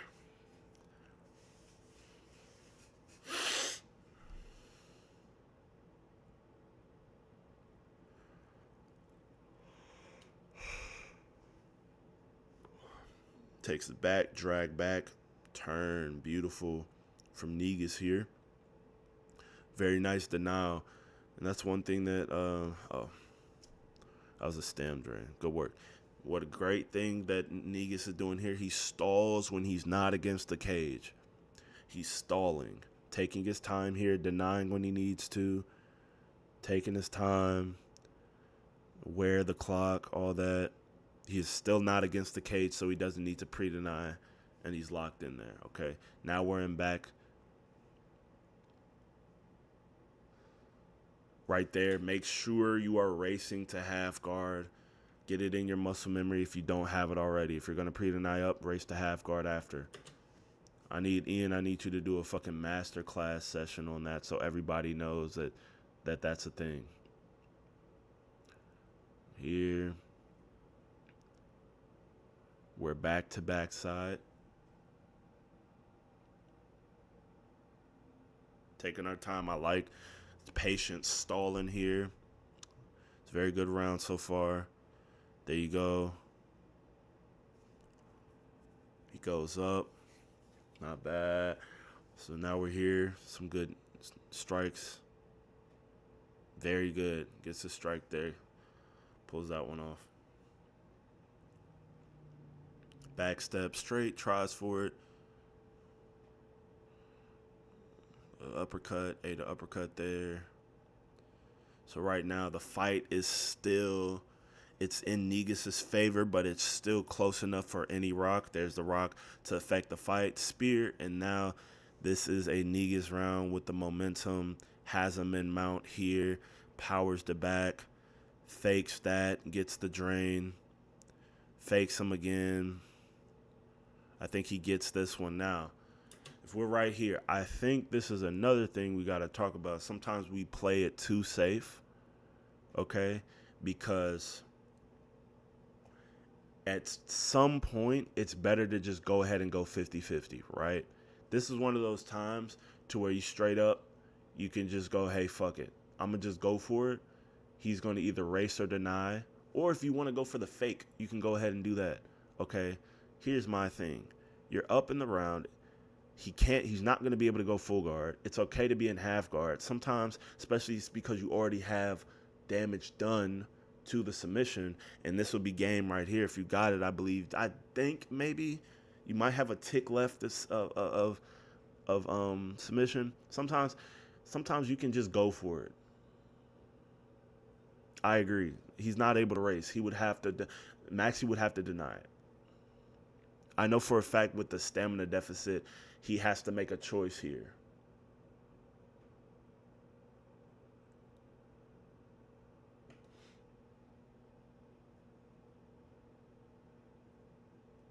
There you got you in the chat, give him the knowledge, bro.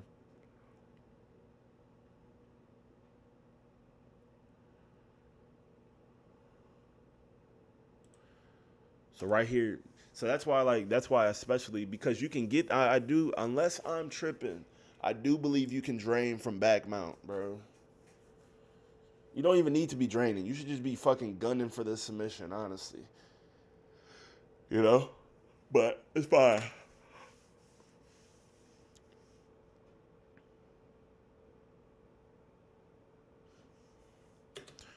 Tim, bro, shut the fuck up.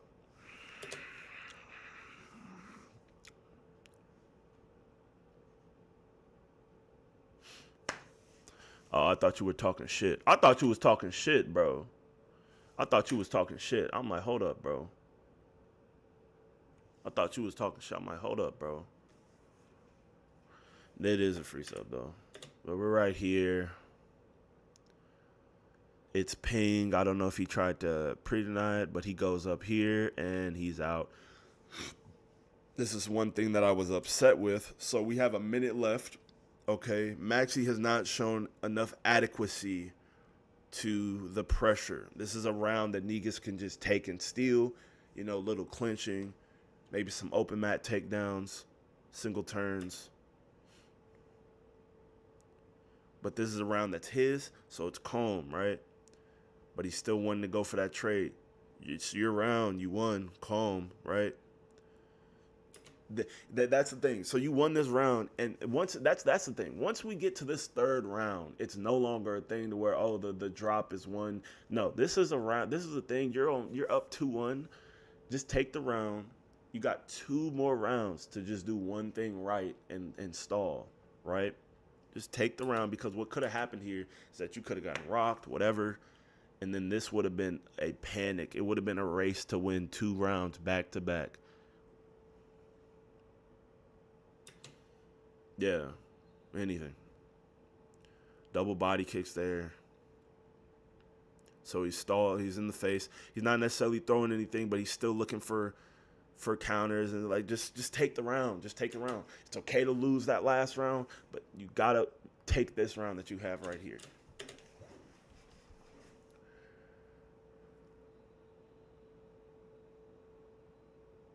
Trip. Good job keeping the hands high. That's round, okay? So now it's 2-1 Negus.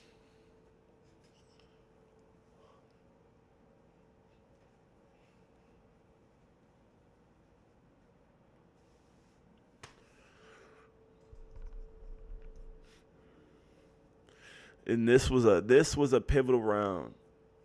Maxie, you are down 2-0. No, not 2-0, but 2-1. Biggest thing for Maxie is to win this round, and then obviously it's a race for the last one. Okay?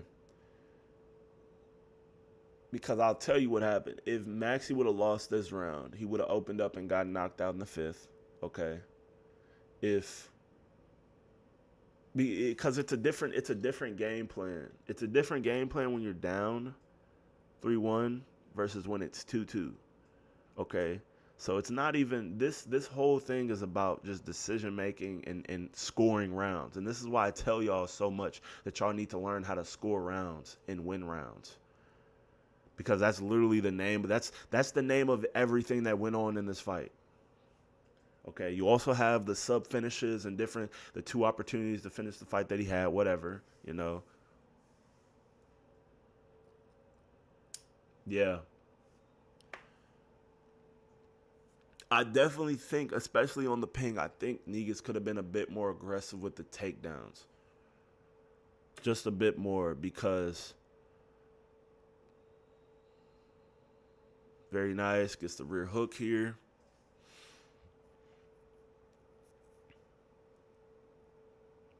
Nice rear hook.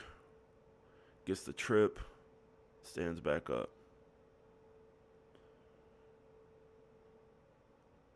Nice. Catch him with the lead hook there. Good jab straight down the middle. Nice lead hook again.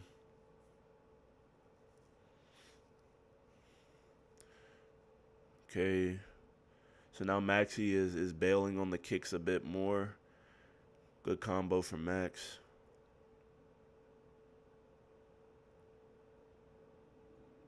Clinch. Another clinch takedown. That's been working a lot for him. Very nice rock there. Goes for the spear. And this is when I was like, oh no. You know?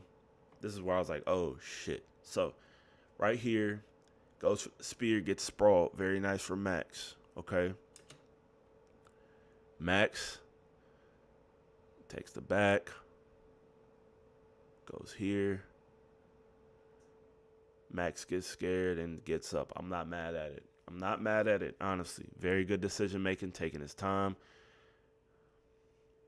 He knows that he needs some big here. Big rock there. Boom. Overextends, get hit by that elbow. Let's see exactly what happened here. So you went boom, pause. You went punch, pause, boom, boom, right? The duck elbow is there. Pulls out of the way there. And now it's an even round. Dead even round. About even damage here, okay? I think another thing happened here. He rolls with that punch, almost dies. Another trip there. I think Negus gets a rock here. I forgot how, but he gets a rock, another rock here. Boom, nice. Big uppercut there. Moving uppercut gets that. And now we're here. Pulls, clinch, knee, trip in the side control. I'm like, holy shit, this kid is good. Until he does this. Gets denied, crucifix. Gets up. This is why it's important to either, and I know I didn't corner him. But I already said why I didn't. I can't. Y'all find somebody else in the camp. If it's between 2 camp members, I'm never gonna corner y'all. I already told y'all I can't do that. Okay. But you can help. You can help each other and stuff. Okay, so there it is. Stamina's low. Okay, clinch, takedown again. He's been getting that for free a lot. Okay. Get up. Biggest thing from you, honestly. The biggest thing from you is understanding where you stood in this round. Okay. It was 2 rocks to 1. I do believe you had more damage done. Unless I'm wrong. This could have still gone to him, but the bigger thing, okay, is playing out the round on the ground and seeing what you could have done. You just got lost in the sauce right there. So that means when you do that denial, you deny that, instead of going for that crucifix, you should have just been, hey, it's time for you to work. That's all. It's time for you to work. You have to work, because I'll tell you something. This motherfucker made you work in the last round, and you're going to see it. It's right here. Big uppercut, boom, boom. So that's where the fight crumbled. And here's another thing. Because you don't know where you are in the fight, and you don't know that you're up right now, you're not paying attention to that. Now you're doing just what you did in the 3rd round when you were up, and you're cutting off the distance. with a minute left, and you're giving him another chance to rock you, which is exactly what he does soon. Boom, he catches you as you slip offline, and here it is. And now it's like, oh shit, who's winning the round now? Most likely Maxi. He has a few more significant strikes, I believe, just based on what I was thinking while I was going. Clinch here, and this was so scary right here. I thought it was over, but it's very good GMP defense. 9. And he's up.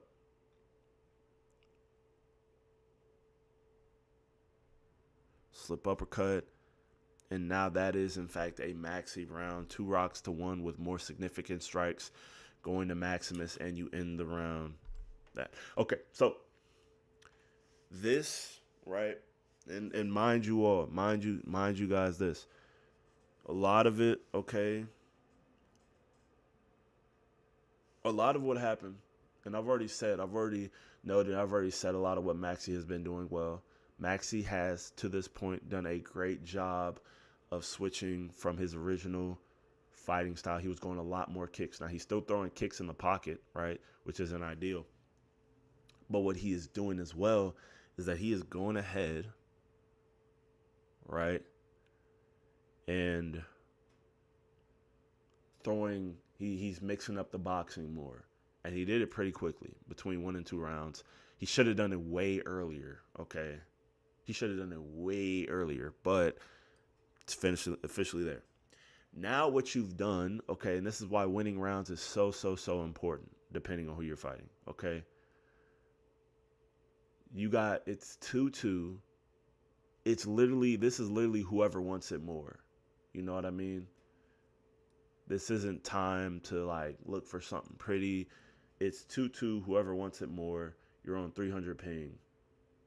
You know? Maxi, knowing that, does the best thing possible, which you're going to see here.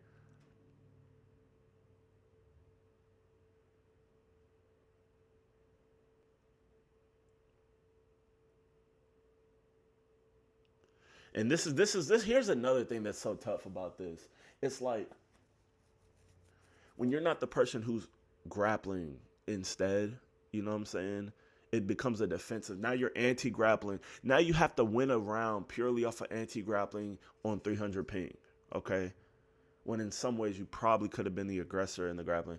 Because the decision-making behind us, those 3 things that you could have done to win the round off, those 3 things behind us, this last round is still an opportunity for you to win.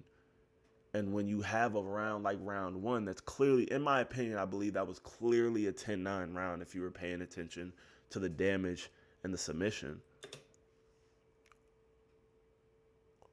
It's a round where you need to be going all out, making him work, making him make mistakes. You also are forgetting that you can lock in one good sub attempt, and you win this fight as well. That's one thing you are not playing on enough. That's one thing I've seen. Like, Ian is really good at playing on those early subs. Ian is really good. He'll get an early sub, and he'll lock it in with seconds left. He'll lock it in with 40 seconds left. Because it's the difference between being in somebody's guard with 40 seconds left, and you know that sub threat is there, or being in mount, or being in back sitting with 40 seconds left. You know what I'm saying? And knowing that you're at risk of getting locked in with anything. So playing on that, we got the clinch here. So this Maxi just says, fuck everything you're talking about. We're wrestling. And right here, it's a very good denial. I don't know how you got that on 300 ping. I was like, okay, good shit. You know, another clinch right here. Takes you down. You get up right here. And this is, here's the thing. I told you about it already, so I don't have to keep talking about it. But against the caves, that's damn near undeniable. Especially on the ping, it's 300 ping. So now Maxi is playing...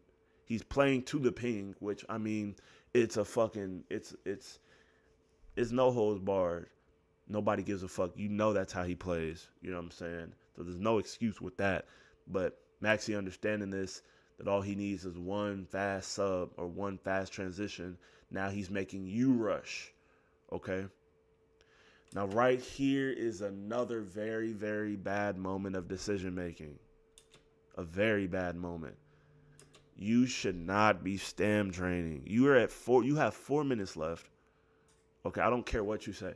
You have 4 minutes left, right? You need this round to win.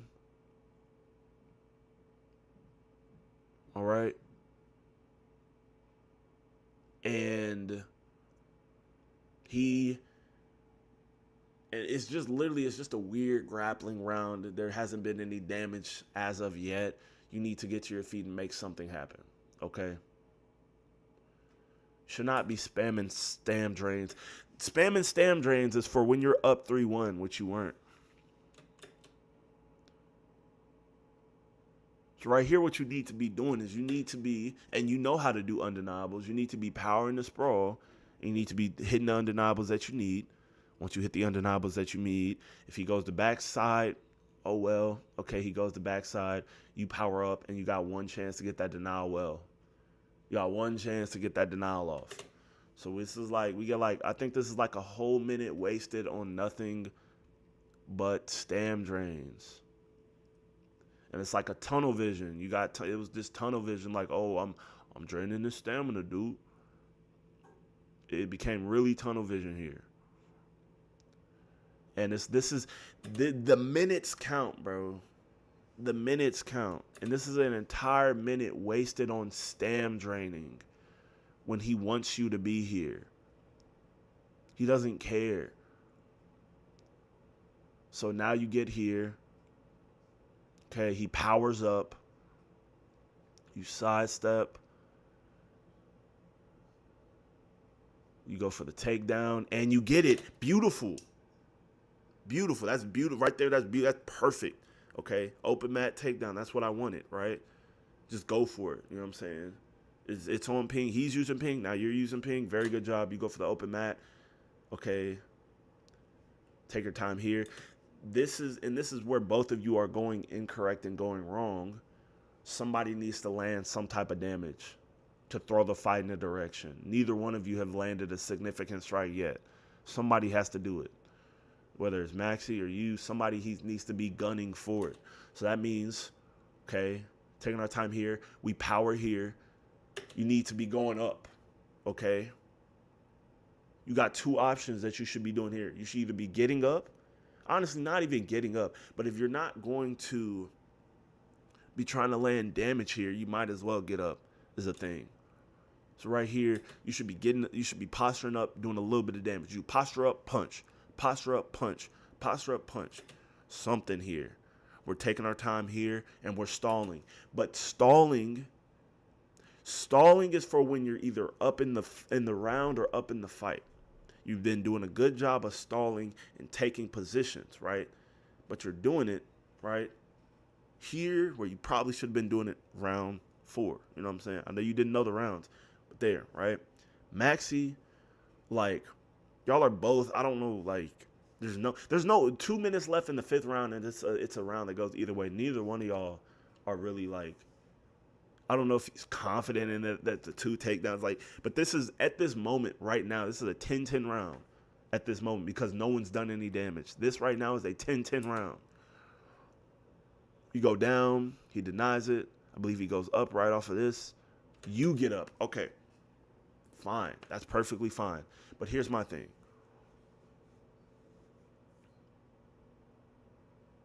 RNC would give him would get him if he would be pre-9 upper Darce for sure. Absolutely. And you got to understand this, and this is why y'all have to remember the races and the systems and stuff like that, because tech would have saved you here. Where you were doing tech and bottom side control, there's nothing he can do right here. He denies you here. You still have enough stamina to deny. You have no reason to have to get up here. Once you're this far, you've already committed to stalling the position. Okay? Because let's go over some options that Maxi has, okay? 1, he can go for backside himself, which he will not be able to get. I don't care if it's 300 ping. You don't have enough stamina. You're at half stamina. You can still get the side control if he tries to go for it, which Maxi's not. He's not that confident and not that weird, okay? So it's like a thing. We're committed to stalling, but we're not committed to stalling. We're changing our mind. You know that he's going to be able to take you down to the ping whenever he pleases. And it's a really weird round, you know? So at this point, damage.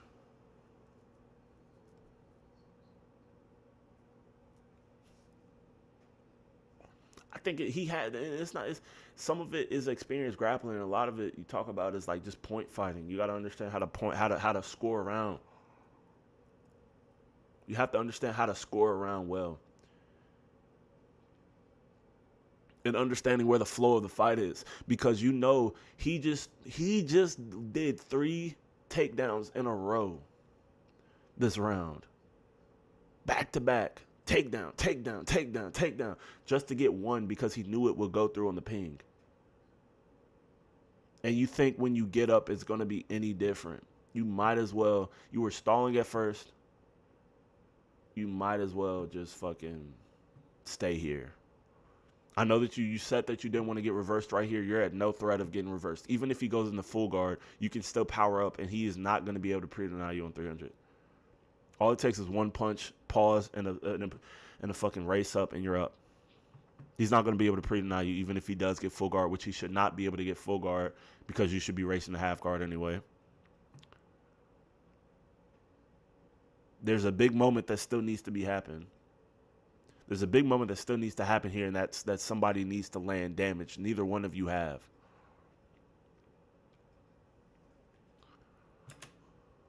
So you get up, okay. He takes his time. He's not even up in the round is another thing. He's not even up in this round based on what I'm seeing. So I don't know what the fuck Max is doing. He's being a dumbass too. This is a pretty even round. You both have pretty much done the same thing, which is just lay on top of each other and spam takedowns. So I don't know what the fuck Max is doing. And you have to make sure, and this is why you have to score the rounds correctly, and you have to be confident in it.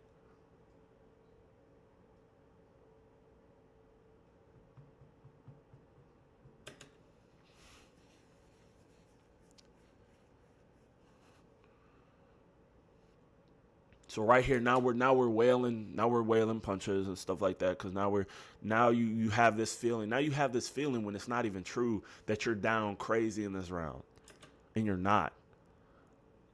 Correct me if I'm wrong, Ian, but this is pretty much, they haven't landed damage yet, have they? Ian, correct me if I am wrong. Please let me know if I am. But I don't believe they've done any damage to each other yet.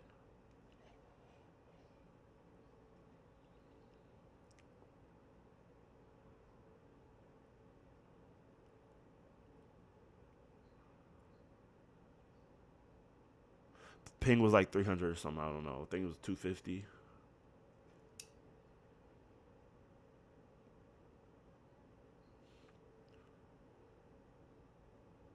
You had Negus winning this round until he got cut damage. That's a good point. I didn't peep that. But now this is when it's, oh shit, this is over. So right now, and I don't know what you're doing. You got here.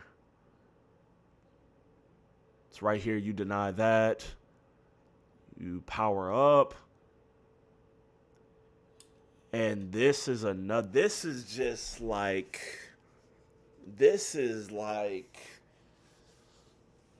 some shit we do in spars. This is some shit we leave in spars.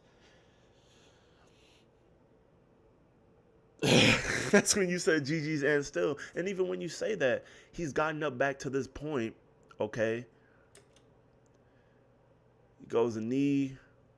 And now we're going for Kimura reversals at even stamina. I know that you said that you wanted a big moment, but this is not a big moment. This is a small moment in a big fight, in a big round. This is literally a small moment in a big round, in a big fight. So you're trying to fill this big moment with such a small strategy. You might as well should have just said, fuck it, I'm going to see if I can deny this takedown and getting out of back clinch. This is not going to do anything for you. There's no way. The only way that this would have worked for you is if Maxie just had a brain aneurysm mid fucking submission and didn't know that he had to deny down or fucking race. He denies down, and this right here is G's. Maxie, you should be going for a submission here. You're in this position, you should be going for a submission either way.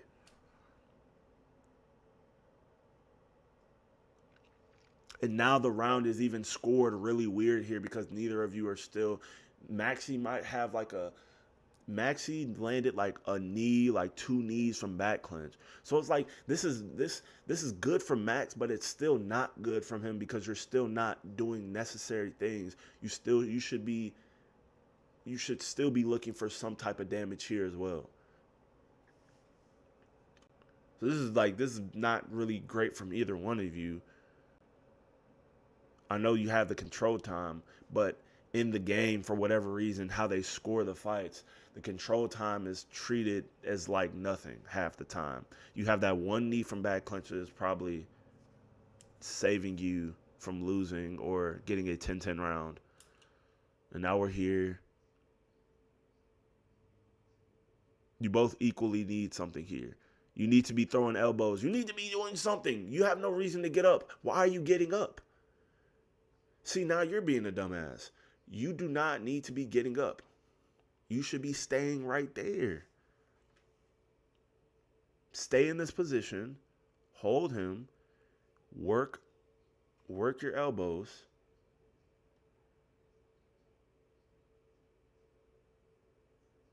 Exactly. Yep. And even from north-south, that's a good point. The body punches count towards damage as well. Multiple opportunities, even if you didn't go to side. So you get up here for whatever reason. Now you clinch, turn, and you go for another. You go for some knees.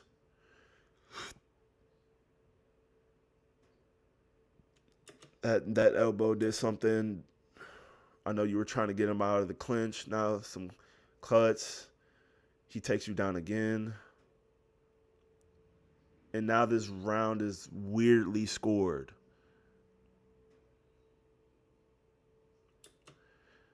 What is that? What does that say?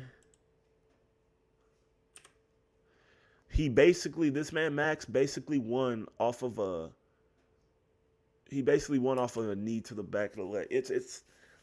There's a lot of stuff that was wrong with that last round. Maxie initially had the best strategy for the last round. He was doing the wrong shit. You don't win rounds. You do not win rounds by getting takedowns. That is the dumbest thing I've ever seen. That is the stupidest shit I've ever seen. I'm not gonna lie. You have 1 minute left. You have the top position. You have him with low stamina.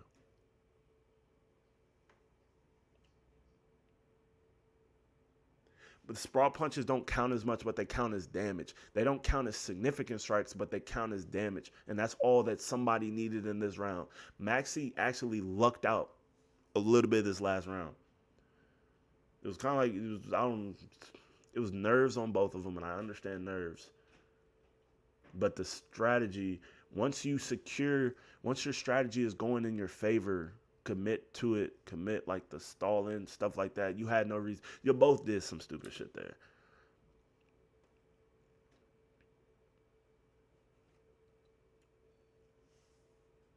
There's significant strikes. I didn't know the body punches were 6 strikes. So we had a razor close fight. Scored exactly how I said. Yeah, it's damage. He's saying for significant strikes. I know it does body damage and it works as well. But as far as significant strikes, it's not something like that. It does work. It's enough. Yeah, it doesn't matter. It doesn't matter. They both needed some type of damage. You're just fucking shooting takedowns on each other. I don't know. Negan said that he had a 10-8 round one. That's another thing that affected this fight. The belief that he had a 10-8 and it was a draw. But here's my question. Why are you okay with having a draw regardless? So you believe you had a 10-8 round and you're okay with losing round 5, which means you're okay with losing to a draw. You don't have the belt, bro. You don't have the belt, bro. You have no reason to be okay with a draw.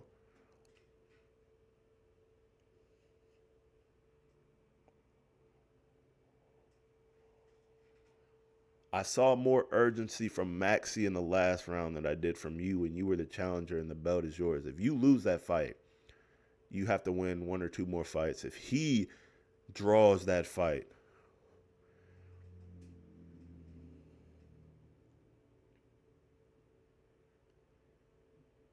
Yeah, bro. It's like make something happen. Make something happen. You got to make some shit shake. At the end of the day, that fight was high level until the fifth round. That fight was extremely high level until halfway through the fourth fight, and then it was just a bunch of dumb shit. I'll be honest. On both sides, it's not just Negas that sold. It was Maxi who was doing dumb shit and not taking advantage of the positions that he worked for. He did a good job to get him to the ground, and then he was doing stupid shit like standing back up, risking his fight.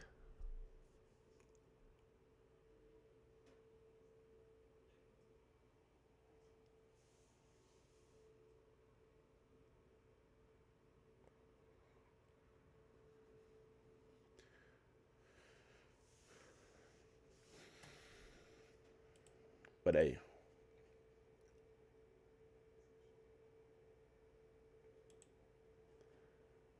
still an amazing fight. From a viewer's perspective, from somebody, who doesn't know you all skill, from somebody who might just enjoy watching, that's a great fight. From that perspective, it's amazing. And I'll give you all that good shit. I'm not really impressed. Like, I'm impressed with Maxi for the first half of the fifth round, but then it was like looking back, it was starting not to make sense at the same time. Because that last round, that fifth round was still extremely close. The only reason that, like, Maxi won that is because Negas wasn't going for damage either.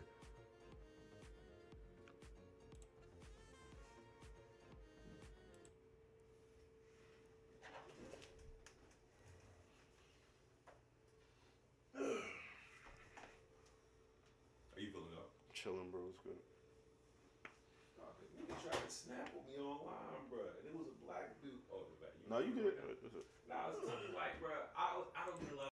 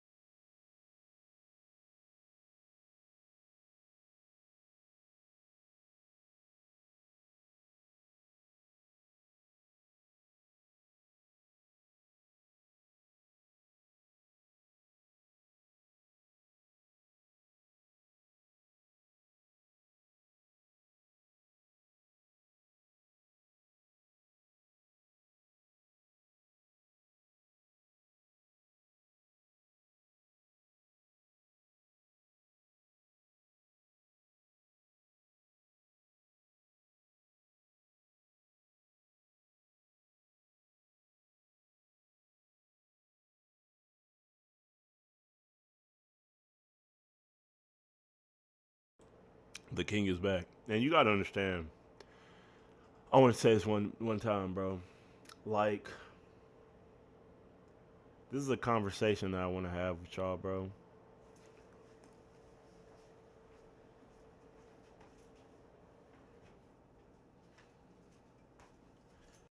Have expectations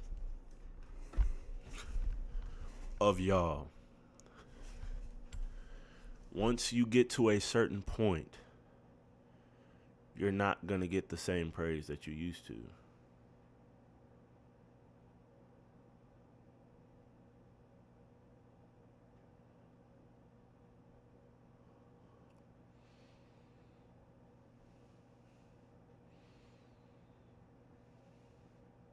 I'm not like other. And here's the thing: the reason why I'm not like other players, other camp leaders, other coaches, is because I understand the game, right? I don't care how good you are. I don't care if you're better, if you're more effective than me. At the end of the day, I don't care if you're more effective than me. I don't care if you're better than me. You don't. A lot of the times, and this is coming from an ego. Say what you want. A lot of times you don't know better, right? Which is fine. We have moments. I always give y'all the benefit of the doubt that nerves are getting to you, right? But when you talk about decision making, you talk about adjusting. A lot of times, I'm most likely a bit better than you in that regard, which is why I'm so comfortable to speak the way I do, even though I might not have had as many title shots or anything like that. You feel me? It comes from a place because I focus so much on game planning and game styles and strategy, because that's where a lot of my skills and stuff comes from, because I'm not always as gifted as everyone else with reaction time or like confident and pressure, stuff like that. You gotta be able, especially when you're at the level that you are, if you claim to be the best in the world and you don't know, how are you one of the best players in the world, the best striker in the world, or best this in the world, best this in the camp, and you can't score around while you're playing? I know we get tunnel vision, but it should never get to the point to where you're not aware of how many rounds you've won, how many rocks you have, or even have a sense. You have to have enough game sense to where it's natural to be, oh, yeah, I won that round, or etc., bro. And I honestly don't care. Like, bro, I don't care that I expect more from y'all, bro. I don't give a fuck. I don't care if I sound like an asshole, bro. Like, I really, really, really, really, really want y'all to look better. And I don't care for comparisons either. So, coming out of a fight saying, oh, I did better than so-and-so, I'm like, I don't give a fuck, bro. I don't care, bro. I'm not impressed by you doing better than someone else. Because I've already established in my brain, first of all, that you're better than that person. So why wouldn't you do better than that individual? If you have more skill than that individual and you're better than them, why wouldn't you do better? Why is that a thing to where you're like, oh man, well, at least I did better than so-and-so, when the fight was that close, That whole comparison thing, I don't see it. There's never a situation to where you comparing your performance to someone else is like, I feel like, acceptable for improvement. I rock with Maxi, bro. But unless you are playing a prime GOAT 1099, or you're playing, I don't care if you could be playing GOAT 1099. I still don't want to hear shit about you play better than this person, bro.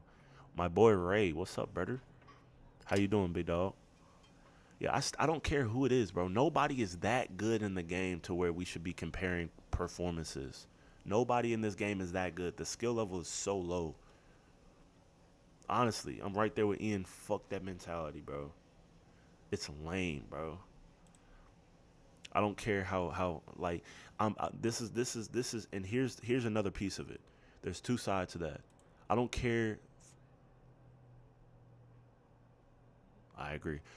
I don't care, and it's not a thing to where I only care about winning. What I care more about is that you went in, you did the best things possible, and you the I don't feel like in decision making. Here's the thing: decision making is one of the easiest things when you understand. You get nerves because you care, bro. You get nerves because you care. I get nerves, bro. Doesn't matter. It might be a game, but it's a competitive game. You want to win. Okay? You want to look good in front of people. Here's the part of that. Here's the part of that with the whole game thing and all that stuff. It's just a game. You can either let it just be a game and stop playing comp and just like do like fun videos and do stuff like that. If it's just a game, that's fine, bro. But at the end of the day, all right, bro, I gotta go tourney. I'll watch rest later. Bet, bro. Just it's okay for it to be a game. But let me tell you one thing. It's not about shutting the nerves down. You don't have to shut the nerves down. You don't have to shut the nerves down. All you have to do is be prepared. Nerves are going to be there regardless. The only time you're not going to have nerves a lot of the time is when you know that you have a guaranteed win, right? If I'm in a league, if I either have a guaranteed win or another one being that I just don't care. You only have two options, you know what I'm saying, to really get rid of nerves, and that's playing a league where players are too bad to put up any fight or any chance of winning, or just not caring anymore at all and just going in and just playing the game. If the nerves affect you that much, you know, but the nerves are not necessarily a bad thing.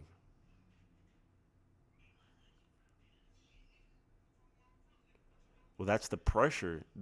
Tim, you're putting the pressure of top-level players on yourself. You're not a top-level player, respectfully, bro. You are improving at a very surprising and good rate, but you're not a top-level player. You're putting that pressure on yourself for no reason. All you need to do is go in, like, for example, you got, like, Driz. Every time Driz goes into a game, people think he's going to win. That's a different type of pressure. Okay, if you feel, and this is one thing, Tim, if you feel like some of the guys that you've lost to a game, and I said it, you're gonna not like me for this, but I had Milkman beating you going into that. Not because he's not better, he just performs better for whatever reason. He has those moments like he sold against Jawad, but he performs better on average throughout fights. I've seen it, and I knew you wouldn't be able to adjust to that, but you have to respect your opponent. At the end of the day, you're worried about not losing. When you go into a fight and you feel like it's a guaranteed win, you're worried about not losing, bro. Like, oh, shit, man, I hope I don't lose, man. I really don't want to lose. You don't even care about winning, right? You're just trying to not lose for your ego, so you keep an ego that shouldn't even be existent at this point. That's it, bro. I think you're good. I think you're good enough to be in that conversation, but you gotta change some things around, big dog. First thing I think you should change is be prepared for your fights. Okay, and let me explain how you can be prepared for your fights without playing like a nerd. It's very easy. It's very, very easy to prepare for a fight. Okay. So, for example, if you were gonna fight Milkman, okay, fight somebody on NA ping, okay, that has a like a back foot-ish style, okay? So you would prepare by, like, if you ask me, yo, I got to fight Milkman. Fight somebody 10 times better than the person that you're going to fight with that style. Fight somebody 10 times better. Same picks, all that stuff, okay? But do that. You don't have to do it every day, but you just you do it a little bit each day. So that means you might do one set each day, you know, and then you look back at a fight, you just see how he plays recently, as of recent, and you're like, all right. And that's all you need to do to be prepared. That's all you need to do, bro. People think that game planning is difficult, right? But it's really not, bro. I don't do that much when I game plan and I prepare for fights. For example, when I prepped to fight Wooly, I had 2 sets. This is all I did to fight Wooly. I literally I watched 1 or 2 of his fights from the Grand Prix, and then I played Ian for a full set and Nightfall for a full set, and that's all I needed to do to be prepared. And then I played ranked. Also, if you're playing a cheeser or anything like that, you got to know how to prep. So if you're playing a cheeser, you should be playing a lot of ranked. Somebody like Milkman, I'd be playing a lot of stand and bang because he has a stand and bang striking style, to where he's not able to bring back a fight, but he's annoying enough to where he can steal rounds. I'm gonna go ahead and get into this next shit because we have a tournament soon. Khalil at 222.40.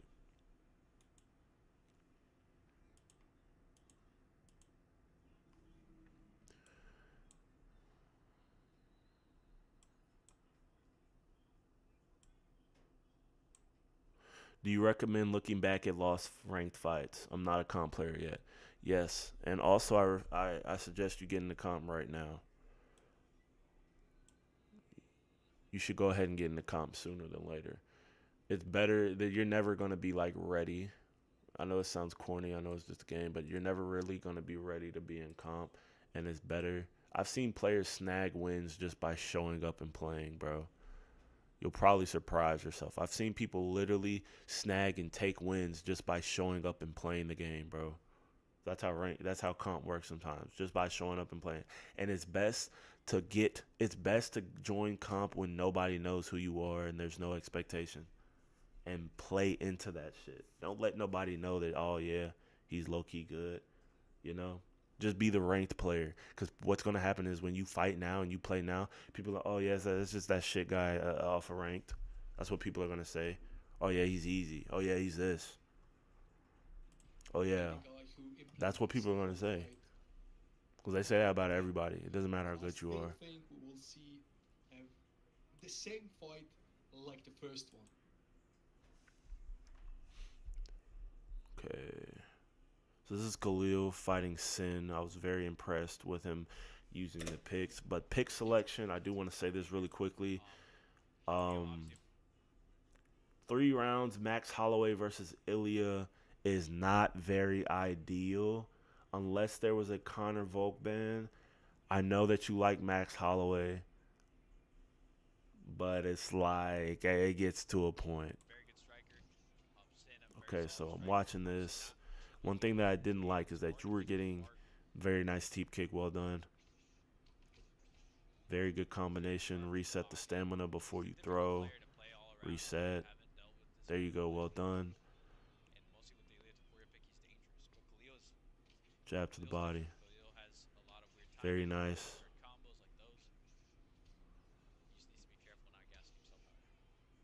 Nice body kick. I also think Very good. Beautiful rock. Let's look back at this. This was a questionable trade, but you won it all the less. Boom, boom. You just throwing it. Boom, boom. Right? Boom, boom. You caught him right there. Very nice. Nice rock. Drops him here. Boom.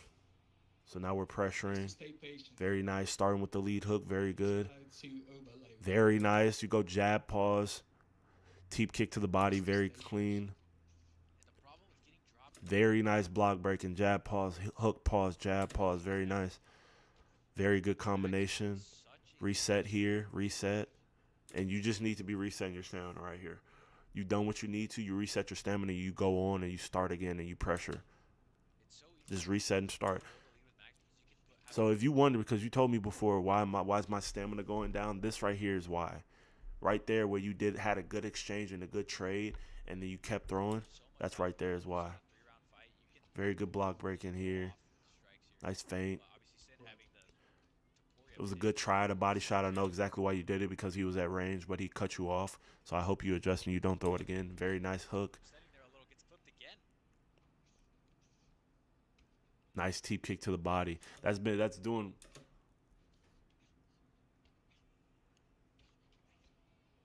Voice. Nice slip. Clean. Reset the stamina. Nicely done. Nice one too. This is a tough. You should not be trading right here. Right here, you should be Now you should not be trading right here. Be the guy now who But initiates you're winning this the round because Sin is terrible. Or you're winning the trades a lot because he's terrible. You have good moments to where you're pressuring and your shot selection is perfect. You have those good moments. But there's like just tiny moments to where you don't even need to be trading. So right here is a great time to throw your shots. Very good. You're pressuring him as he resets. Very good. chance that you get clipped by some right hook or some uppercut by Ilya. Very nice. Very good try. 9% of the time, this is a drop.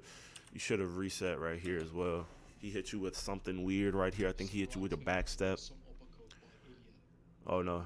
Boom, boom. 9% of the time. Oh, as soon as you get hit with that and like Clipped I'm trying to understand this. some right hook or some So it's just a bit more intelligence right here. So you get hit by that shot, okay? Just go ahead and reset. You got a little bit of health. I understand you have to have some aggression, but you have to if Sin was any good, he'd drop you one of these trades, but he's terrible. 10% of the time, this is a drop. That's a back step straight. Boom, perfect. Zone 4, damn near, yeah. That wouldn't be that. Resetting in zone 4 would actually be pretty good, especially because you know the kicks aren't there as well. But that's a good call.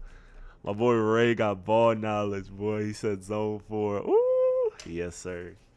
Reset right outside of boxing range, and you'll make him overthrow, and then you could go ahead and move in.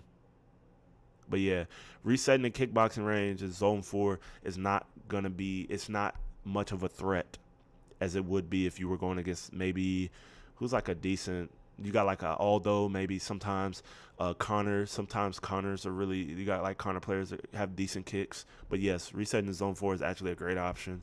Moving right outside of that boxing range, to where he would either have to overthrow in advance or throw a kick. That's actually great. Good call from Ray. So right here we got a stack guard. Drops him. Stacked I guard think he here. gets out of here. It was very close. Not bad Nice. offense at all. You get it again. I'm like, this gotta be it. And stacked guard. Boom, boom. It's a close one again. This is unbelievable. I don't know if Sin This is is really good crazy, at man. surviving or if Khalil's just really bad at stack guard. Like, I think he should try to survive this round. Nice combination. Reset your stamina. Every time you're here, let me explain something as well. Cause this entire fight, you were doing good shit, right? Besides winning, you were doing good shit, right? Cause you know I've been saying the win is good, whatever. Besides winning, you've been doing good shit. I want to make that clear. However, here's the however, my brother. When your stamina is low, that is a time to reset. Right here, you can throw like a straight punch if he overthrows, but you don't have the power, right, to be throwing at this much stamina. So boom, right here, like, okay, get the fuck out the pocket. Like, you did your thing. Get out of the pocket. You know, you can reset. You can go in kickboxing range. Get what you need. But no, you just keep throwing. You keep throwing. You keep throwing. You know what I'm saying? Calm down. You ask me why your stamina is getting destroyed when you play. This is why right here. Yeah, I mean Sin is taking a lot of damage here, and his block is Yes, I did. Yeah. And here's another thing. It's like you're not even being in these moments to where you're overthrowing when you don't need to. You're not even like being successful in those moments. So there's no reason for this. You know what I'm I don't saying? see any chance of him to be the winner of this round, to be honest. no, he just needs to give up on the round, take the damage, and get to the next one. Hopefully with better health. Very nice jab hook. Drops him again. Very beautiful shot there. Again. And that's good. So you won the round. You had very good shot selection. I like the double hooks and stuff like that. You're doing a great job of pressure, doing a great job of sometimes you're doing the footwork, but you have unnecessary damage in this fight against Ilya because you're opening up with no stamina and trading at bad moments. Which I do. I do that sometimes too. Trust me, I do it sometimes too. When we do fight reviews and y'all ask me to look, I'm just pointing it out. Tough, reset. You got the rock, but geez. You got the rock, but geez. It's right here. Boom. So punch pause right there. Reset the stamina fully. Reset the stamina fully. Once you're here, reset the stamina fully. Okay, so you're here. It don't take nothing to let this stamina go up all the way. It don't take nothing.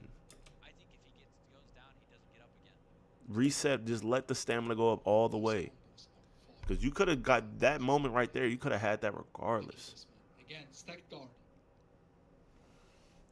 I'm starting to think that Khalil's just really bad at stack guard. That's 3 times. A lot of these moments aren't because you're punching off beat. They're just more so because It's always better to be you're better than them. calm with the stack guard. Again, Because some of this, right? Some of this, drops him again. very nice. Some of this is good. I understand when one will, for example, they'll go hook, Oh my hook, God. uppercut. Is Max generally a good counter pick against Ilya? No, he's not. In order to play Max against an Ilya, you have to be better than the Ilya player that you're going against. Anytime that you have to be better than your opponent and you don't have an inherent advantage against them, this is not a good counter pick. So I don't think he's going to be doing much grappling here. But Next up, we have a good fight. I cornered Pigeon for this fight. I think he has 3-star grappling. He's going against Cleaning Tuba. So I don't think he's going to be doing much grappling. Didn't do too bad in We this. still know so much guys who go full grappling with striking. Do remember here, Striking. trade right there. So fully- Back step straight, beautiful. Starting right there. I do believe you drop him early. Something like that. Doing a good job of not overthrowing when your health is low. So I think it's the ping. There. Right here, I think we were, I'll just tell you some of the comms I had. I wanted him to start with that lead hook a bit. Not to get tied into the trade too much, because the story of this fight is just making sure that your force of nature is activated. Beautiful feint right there. This is picture perfect. So right here you go 1-2. He went 1-2 lead uppercut feint lead. No, he went boom boom boom. Caught him as he went low. First Beautiful. rock here. Second rock here. That's wonderful. And now you keep the pressure going.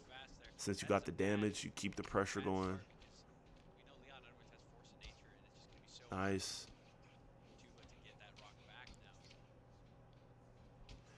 Shot selection is looking good as well. Starting with that lead hook is really what's doing this. I just don't understand why. Very these nice. guys keep And now, doing because of Sanovich, he's trying to find a way Please, we make these cards to last. past it now. Please, guys. 'Cause that come lead back. hook Beg does a you, guys, lot please come of back. blocking damage. I don't know if you remember back in the day, ESPN, what they would do is if a fight, or not ESPN, HBO. Yes. when they would Beautiful. boxing card, fight with him. I don't know if It you remember was. back in the day, He chopped him up with that. That was clean. not ESPN, HBO. Boom, Yes. boom. Woo! Offbeat timing from Pigeon. Looking really good right here. Too quickly, they just hit you with a disgusting amount of ads. Nice. Hook, hook. So it looks like he's spamming it because, you know, I did make the call. Another feint, making him overreact. Boom.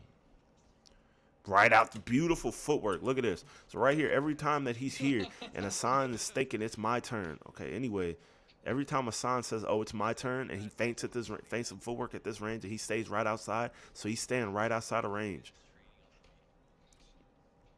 This was overall a good fight. Staying right outside of range. He got caught by that teep kick. But he was at the right kickboxing range. Probably wasn't expecting a teep. But Stamina if he threw a punch, he would have been right there. be crucial. Which is not a bad read for the situation. Third round. It's a bit of trading going on here. Cutting through the block. It's a scary moment. Nice. But Pigeon is doing a good job of interrupting Yes. and making sure that he doesn't get overwhelmed by the block breaking. I don't always. It's like oh, beautiful. Yes. Beautiful right here. My turn. He won 2. He went 1, 2, 3. Like 1, 2, 4. Like 1, 2 uppercut. Boom, and then boom, uppercut right after that. Got the rock. because it was off beat. Beautiful. Boom. Right here. Wow. Big stun. Punch pause. Punch pause. Nicely. Reset, punch ball, boom, punch pause. Good. And now you see every time that he lets Asan miss after he throws, he's still keyed into the fight. You see, because what's happened is Greg, he has to reset every time. Reset every time. Yep, no problem. Beautiful. Punch pause. Again. Boom. Crazy. Oh, it's a bad critical. And that was out of there, I think, right This here. is it. Is Hell of a fight. Oh, he got up here. I remember. I remember now, actually. Okay, reset. Reset. I think I told him reset right here. He's doing good. He's locked in, though. Boom. Woo! Wow. This is a good read right here. So he's seeing it. Boom. Boom, boom, right, boom. Boom, right. Boom. Turn into a statue. Ooh. Wow. Very nice duck and roundhouse. It was clean. Are you Very clean kidding fight me? from him. What the hell Are happened? you kidding me? What is going on today? I apologize for the sound. I just realized it.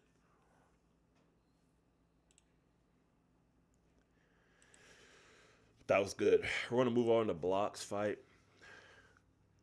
Exactly, bro. What a head kick indeed, bro. That was impressive. We're going to go to 54. This is Block going against one of the best Xbox players in the world right here, EK Warrior. Now, for this fight, I was cornering Block, but I was cornering him in a way where he just had free reign to do whatever he want, but I would give him little advice between rounds, or if he got rocked or was in a hurt state. What I did give him was advice before the fight, between the rounds, and maybe in finishing sequences. But a lot of that, I was letting him lock in and do his thing. He doesn't do well. I hate going against Robbie Lawler with Leon just because of the power difference, but that was impressive. Yes. I'm telling you. It's a tough matchup, but it's doable if you let your hands go. You have to let your hands go, and you have to be confident in your hands. Or you just chop the leg and make them switch open stance. Either one. Right here. We got Block just playing like Block here. It's like these are the two, I think, two most low-risk players in the community going at it right here. You're going to see a lot of single jabs from these. Jab, jab, jab, feint, jab, pause. 1, pause, 2, 1. Look, you're just going to see, like, look at this. There's going to be jab, pause, straight, straight. He's catching them off beat. Lead hook, pause, jab, pause, jab, pause, jab, pause. He's just going single, just repeatedly. Jab, feint, straight. That's Block's signature right there.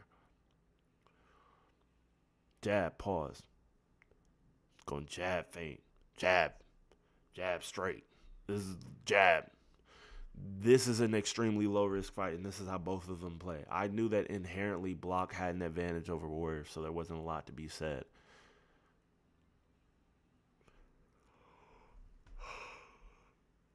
But it's still a good fight. Inherently, the style wins, but I knew that he needed certain adjustments. Very nice. That's fucking crazy. I don't see people throw that. He's doing a retreat and straight punch.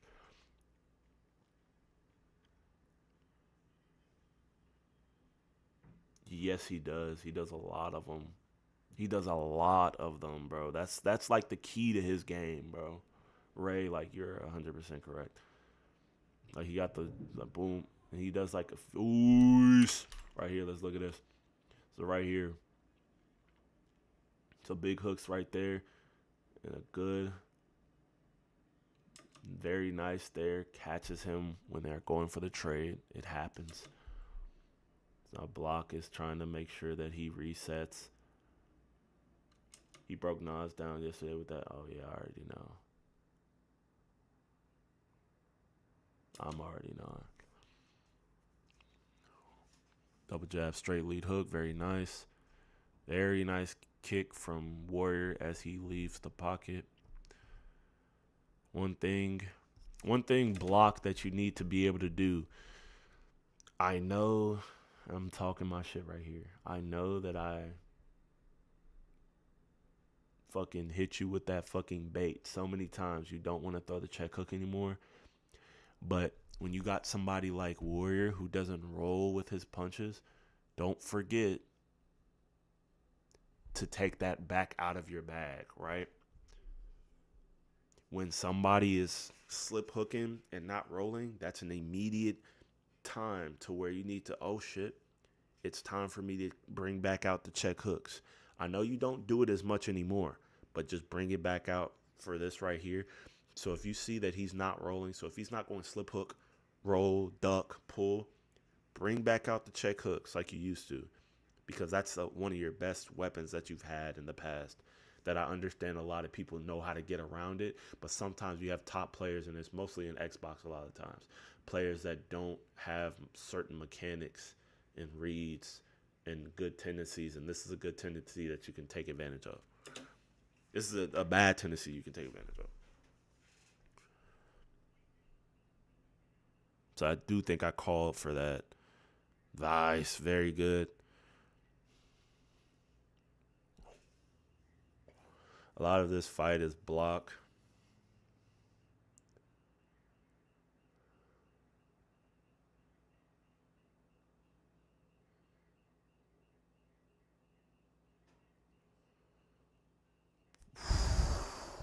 That's crazy. So you went boom, boom. That's actually that's a crazy fucking combo. He went jab, straight, lead uppercut, overhand. That's clean. I'm going to have to steal that. I'm not going to lie. But boom, boom. Because I'm telling you, right here, this would have murdered anybody. This would have killed me. This should have hit him. Yeah, I know Final Block, bro. I taught him, bro. I taught him how to grapple, dude. I know Final Block. He's up on me crazy because we do a lot of striking. But I know Block. Yeah, he's on my team, bro. Taught that young man how to grapple. I brought Block into comp, bro. Fucking leagues and shit. But he's always been a killer striker, bro. He's always been a killer striker. There's not much that I really showed him besides him just adapting to my style and me adapting to his. And the striking, a lot of that he learned on his own from taking from other people. But Block is a killer, yeah. Block is crazy, crazy good. His reaction time is one of his best tools, as well as his decision making.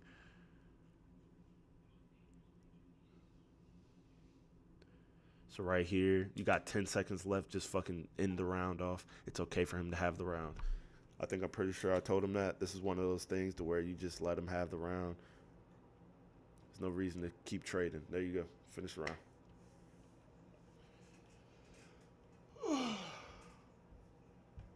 So, believe it or not, y'all, and this is something that I want y'all to understand.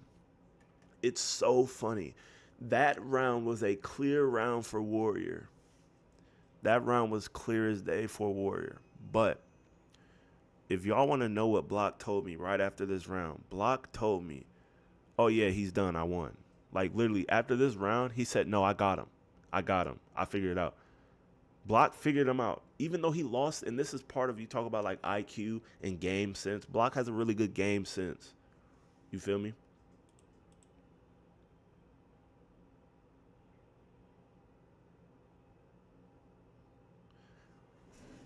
It was low-key a little bit aura, too, because and people who understand the game do understand that Block had a bit of, in this round, Block had a bit of momentum, but I'm not gonna lie. Like, when he said that, oh yeah, I won this round, the amount of conviction he had when he said that, it was like, okay, damn, all right, you got it. And I knew that he was going to win the fight. I kind of see that, like, okay, he's starting to get it now. He's starting to get it. I see it too, but not in the way that he was saying it. Like, I was like, shit, okay, you got it. You got it, big dog. So by now, Block in his head already won this fight because of the momentum and where it was going. He felt like he was going to win. because he was scoring his damage. He was getting past the block. He's seeing the openings. He's seeing the time and reach, all that. So he's already seeing the win in his head, where a lot of people right now, because they might have lost that round or gotten rocked, might be panicking. He understands how the flow of the fight is supposed to go. You know what I'm saying? And that's something that just comes with 100+ games, a bunch of comp fights for some people, ranked. You know what I'm saying? That's the one thing that ranked is good for. Ranked and sparring and all that is good for is to build a game sense like this. Because he was, even though he lost this round, he was extremely confident, bro. Like, I can't say that enough, bro. He was extremely confident.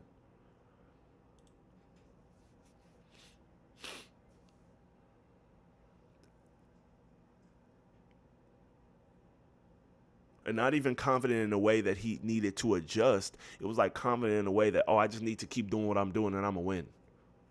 Which I think is impressive. To understand the game that much. But that just takes time and experience. So right here, I do think he gets rocked one more time. Boom, right there, yep. Gets rocked right here. Very nice reset. Block stays switched on. And one thing that I want y'all to notice from Warrior is how nervous he starts to get under the pressure. Warrior, you're going to see some key stuff, and I'm going to kind of point it out. You're going to see that he's going to start crumbling right here. Little reads and stuff that y'all can start using. Because what Block is doing, timing him when he returns and shit like that, you're going to be able to quickly tell right here. Boom, nice slip chain in here. That right there, as soon as I see this right here, as soon as I see you do this like retreating slip into the duck and all that shit, I know you're shitting your pants. Especially if you're doing it like while blocking and all that. You're shitting your pants. I know it for a fact, bro. I know you're over here, oh shit. You see he's posting out? That's how you know, like, oh yeah, he's nervous. He's pooing his pants right here. And it's not to say that he's not dangerous, but you can tell the nerves that he's having right now just from some of the defensive tools that he's using. I'm like, oh yeah, he's fucking terrified right now of the block breaking. Big overhand. Another thing to signify that he wants this shit over with. Warrior at this point, he's throwing that overhand because he wants to get his respect back, and he's not able to get it, right? Backstep. He's pulling out the whole bag. Pull. You know what I'm saying? Doing whatever he can. Jab hook. You know, like doubling up on it. Block just forgot how to do a check hook here, I think. Another big shot, I think, is going to be thrown from fucking Warrior eventually. Boom. Slip chain after the jab. Beautiful. Boom, boom. Punch, uppercut.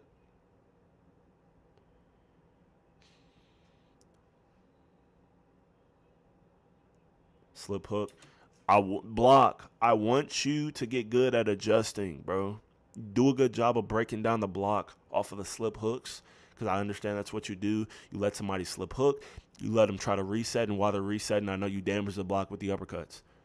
But instead of doing that, if he, for example, is not skilled enough to roll with it, be able to adjust, be able to do both, and it's gonna be even easier than it already is.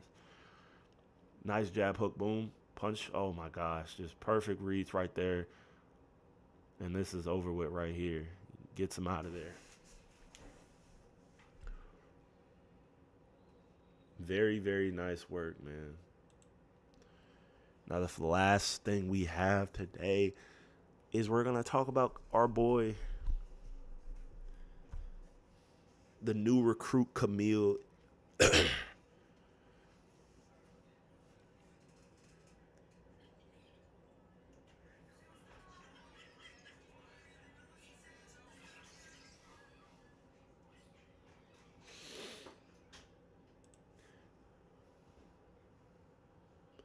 Exactly. His footwork is crazy. How do you tell yourself not to overcommit and fall back even when your opponent's stunned? Exactly. You know what I'm saying? Like that's what I'm saying. Block has a very low risk style. Yes, and he also has a good read on block. Has a good read, and he adjusts well as like with which ways you're moving your head and all that. Yes, block is very good. He is very good.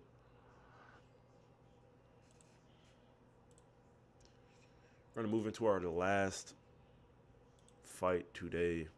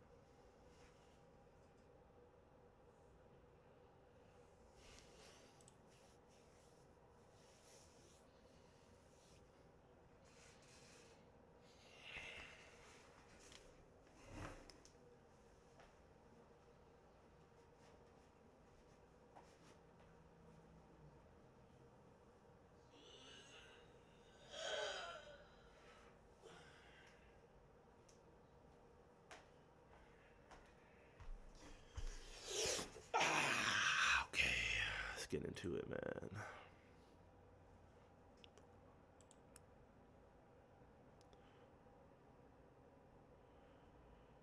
Yeah, he really is.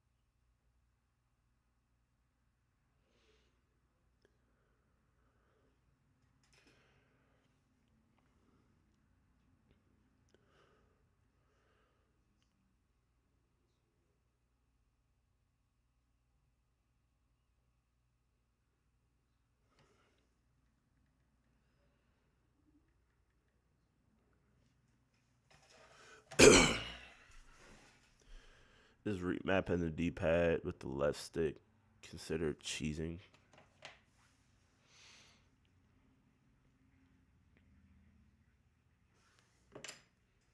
I don't care, bro. I'm trying to think how that would be.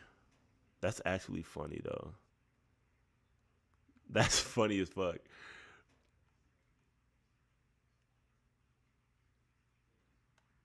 It would kind of be crazy. Your back steps and your side steps would be godly, but like you would have to do some really weird movement. Like, I'm not gonna lie. Some people consider it cheating, but I don't care. I think it's funny, honestly.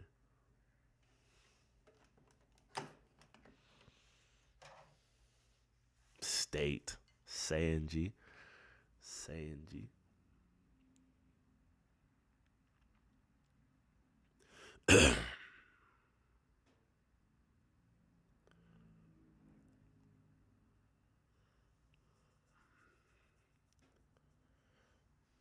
All right, we're going to move over. We're going to watch this.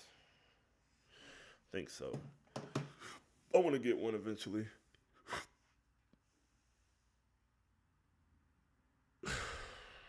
Nice. So we got a instant shot from Wooly Genius on the pick. Nice.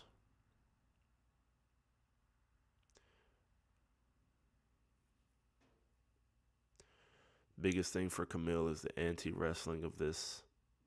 Very nice denial right away. Huge overhand. Oh, Lord. He gets it. I wonder if he goes for the backside. He tries it. It's no problem, though. Here he goes up.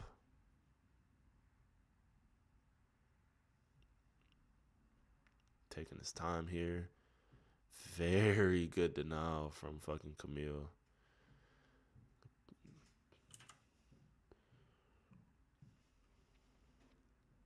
Denies that.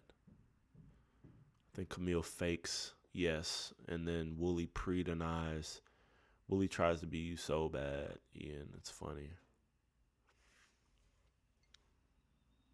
K gets put in the side saddle here, taking his time. Taking his time here. Goes for the arm triangle. Oh no. Some scary shit right here. He commits to it. Oh my goodness. Oh, Camille, you fucking demon. Oh my god. This motherfucker waited the last second. This motherfucker waited for the fucking fake in the arm triangle. I don't have the balls to do that. That's funny. That is actually funny as fuck. I don't have the balls to do that. You'll never catch me doing that shit.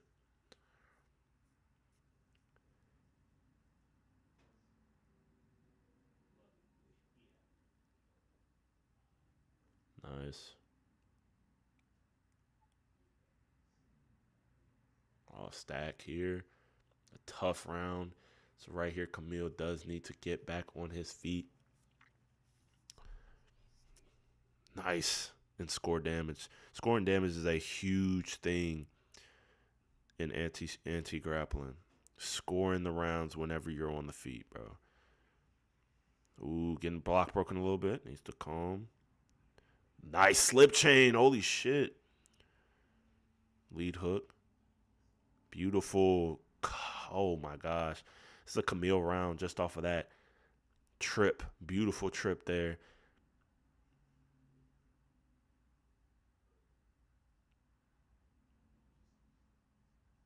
And it's like grappling. It's the anti-grappling and plus it's the grappling defense. Because it's kind of funny. This is not going to make sense to everybody. I hope, Ian, it makes sense to you. You can have good anti-grappling and not good grappling defense. It sounds crazy. I don't know how to explain what I mean. But it's like you essentially can like be good at stopping the takedowns, you know, stopping the cheese. But then you have people who are good in submission defense, this defensive moments. And then you got people who are good at, like, you know what I'm saying, stopping ground and pound and all that. So that's a round for Camille off of damage. Very good round for him. You know, very good defensive. I think here he does keep it up. That boy Ian. I was wondering. I said, is he gonna trip again? I was like, is he gonna trip again? And he switched it up. That's good Beautiful defense work. there. Look at that. Yeah, See, you see- this is how Tim should have played against me.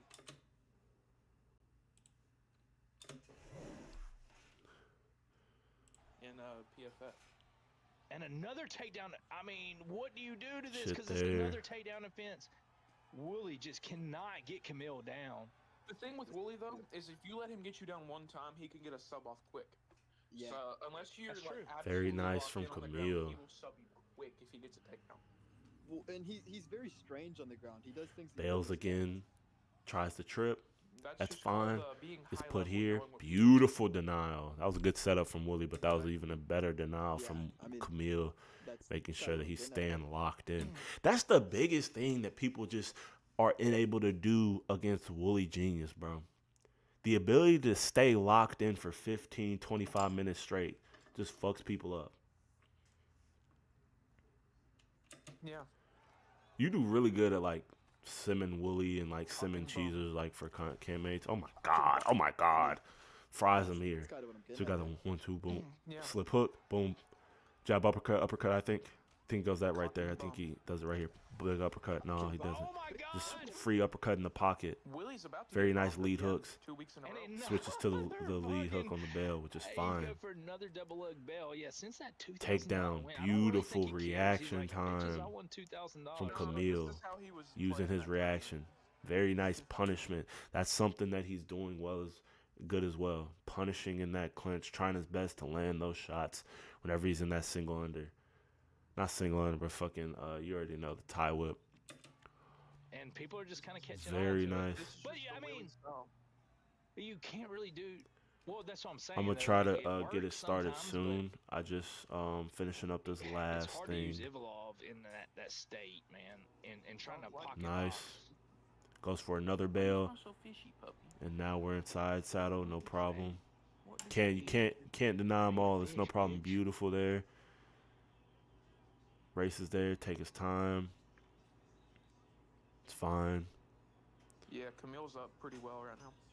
Oh yeah. Camille's could dominate in this fight. Back mount. But like you said, it could turn at any second. Now he's got the back. Fakes the What can he rear do naked from choke. here? No, he Nice commit to the denial rear right there naked from Camille. choke. Now he fakes it. Another He's got the denial. race coming soon. But he's training that Beautiful stamina all at the same job. time, and now he goes to That half is guard. perfect He braces anti-cheese. out. Sounds like whimpering Ian. Okay, I'll do it in a break in an hour then. Um, Cause I do need a break, bro. I'm gonna be so low energy if I do this shit back to Yeah. back. we do like to see that, especially now that I'm gonna take like a 40-minute break and then I'll do it. You know? Okay, he gets this. This is fine. Take your time. You got a minute left. All you gotta do is stop mount. Oh my gosh, man. The denial timing is crazy. Camille got a stone wall, Right there from bottom half Camille. guard. And he's gonna Very nice. No, I'm not gonna lie. People are wondering why he tried this right here, but that was smart. Wooly was just keyed in on it. That was smart from him because he was pre-denying the full guard originally. This is actually smart. It just didn't work that time. But he oh my gosh, but he still ended up getting the fucking reversal. Yeah. Nice. We do like to see that, especially now that whimpering Ian is in charge. Very nice. You know? It's right there. He's got some good, He's like, okay, he must is gonna pre-deny here. So he denies that. Oh, nice denial right there from Camille. Probably And would he's have been best. I don't know if he might have been going for GA there, actually. If he was going to go for that, he probably should have done it without the denial. He tried to go mount here, but gets pre-denied. Beautifully. And now we're here. Let the stamina reset and everything. Yeah, in all reality, it He seems tries to go like back and then all gets the- it. So basically, Wooly does what Camille just tried to do. Dang, that's There. crazy. Wooly needs some urgency here though. He's losing this. 20 round. He seconds lost left. the All first. Camille has to do. Yep, Um, nice. All Camille I has to think do this is gonna be survive. 2-0 He is Camille, up unless 2-0 he right gets some now. Big damage off here at the end. He's not gonna be able to though. whimpering Ian just said, Why did I "Fuck keep Camille." unmuting this shit by accident, y'all? My bad.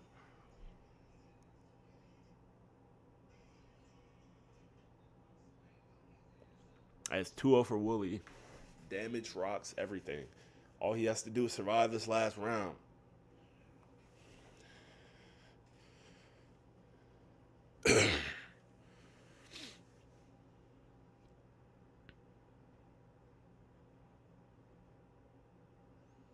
Very nice. Goes to the body there. Denies that. Probably go for the drain and that's fine. That's not a bad choice. Actually, that was good decision making. Going for the damage instead. Very nice from Camille again. Even though I would have stam drained, probably going for those strikes instead was the best thing. So that's good shit. Bail here again. Jesus Christ, bro. And He look just at fucking denied He the doesn't get it.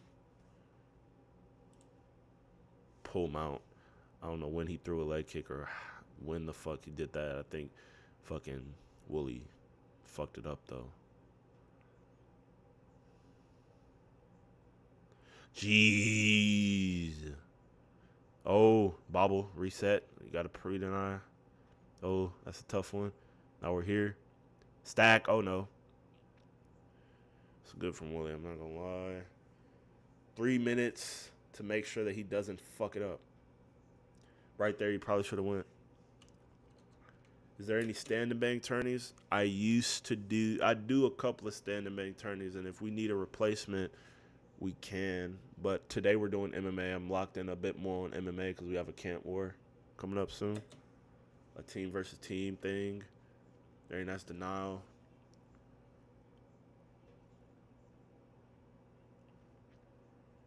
Beautiful sweep. Taking his time. And this is where you stall, Camille. This is where you stall. Stay your ass on the ground. Good shit. You're winning, but just stay there. Just stay there.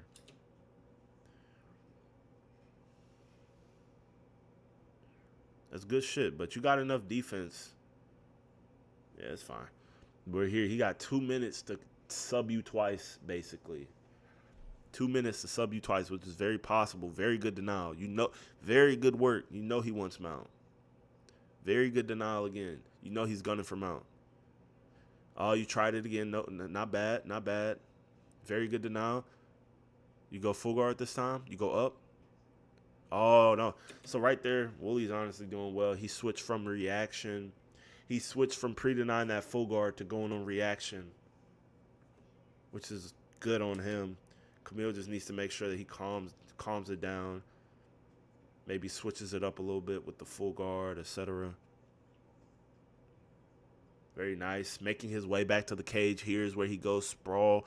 But I just overcommitted one time right there. Now he's supposed to power in the back mount.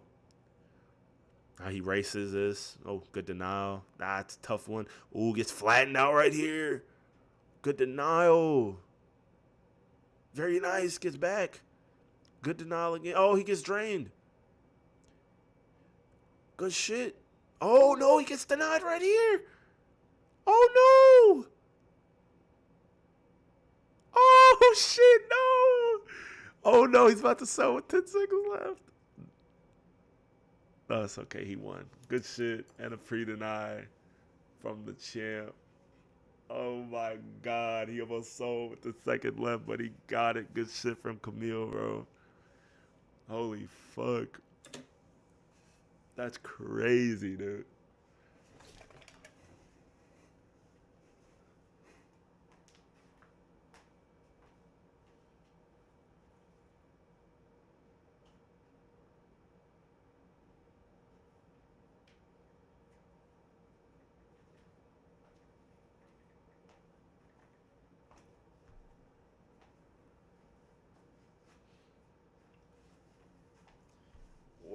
Well done.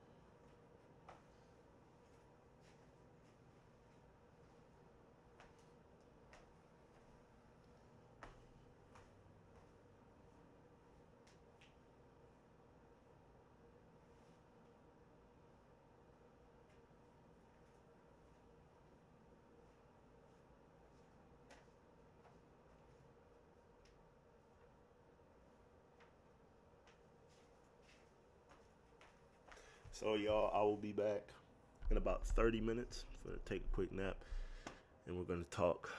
We're going to do that tournament. But good shit, y'all.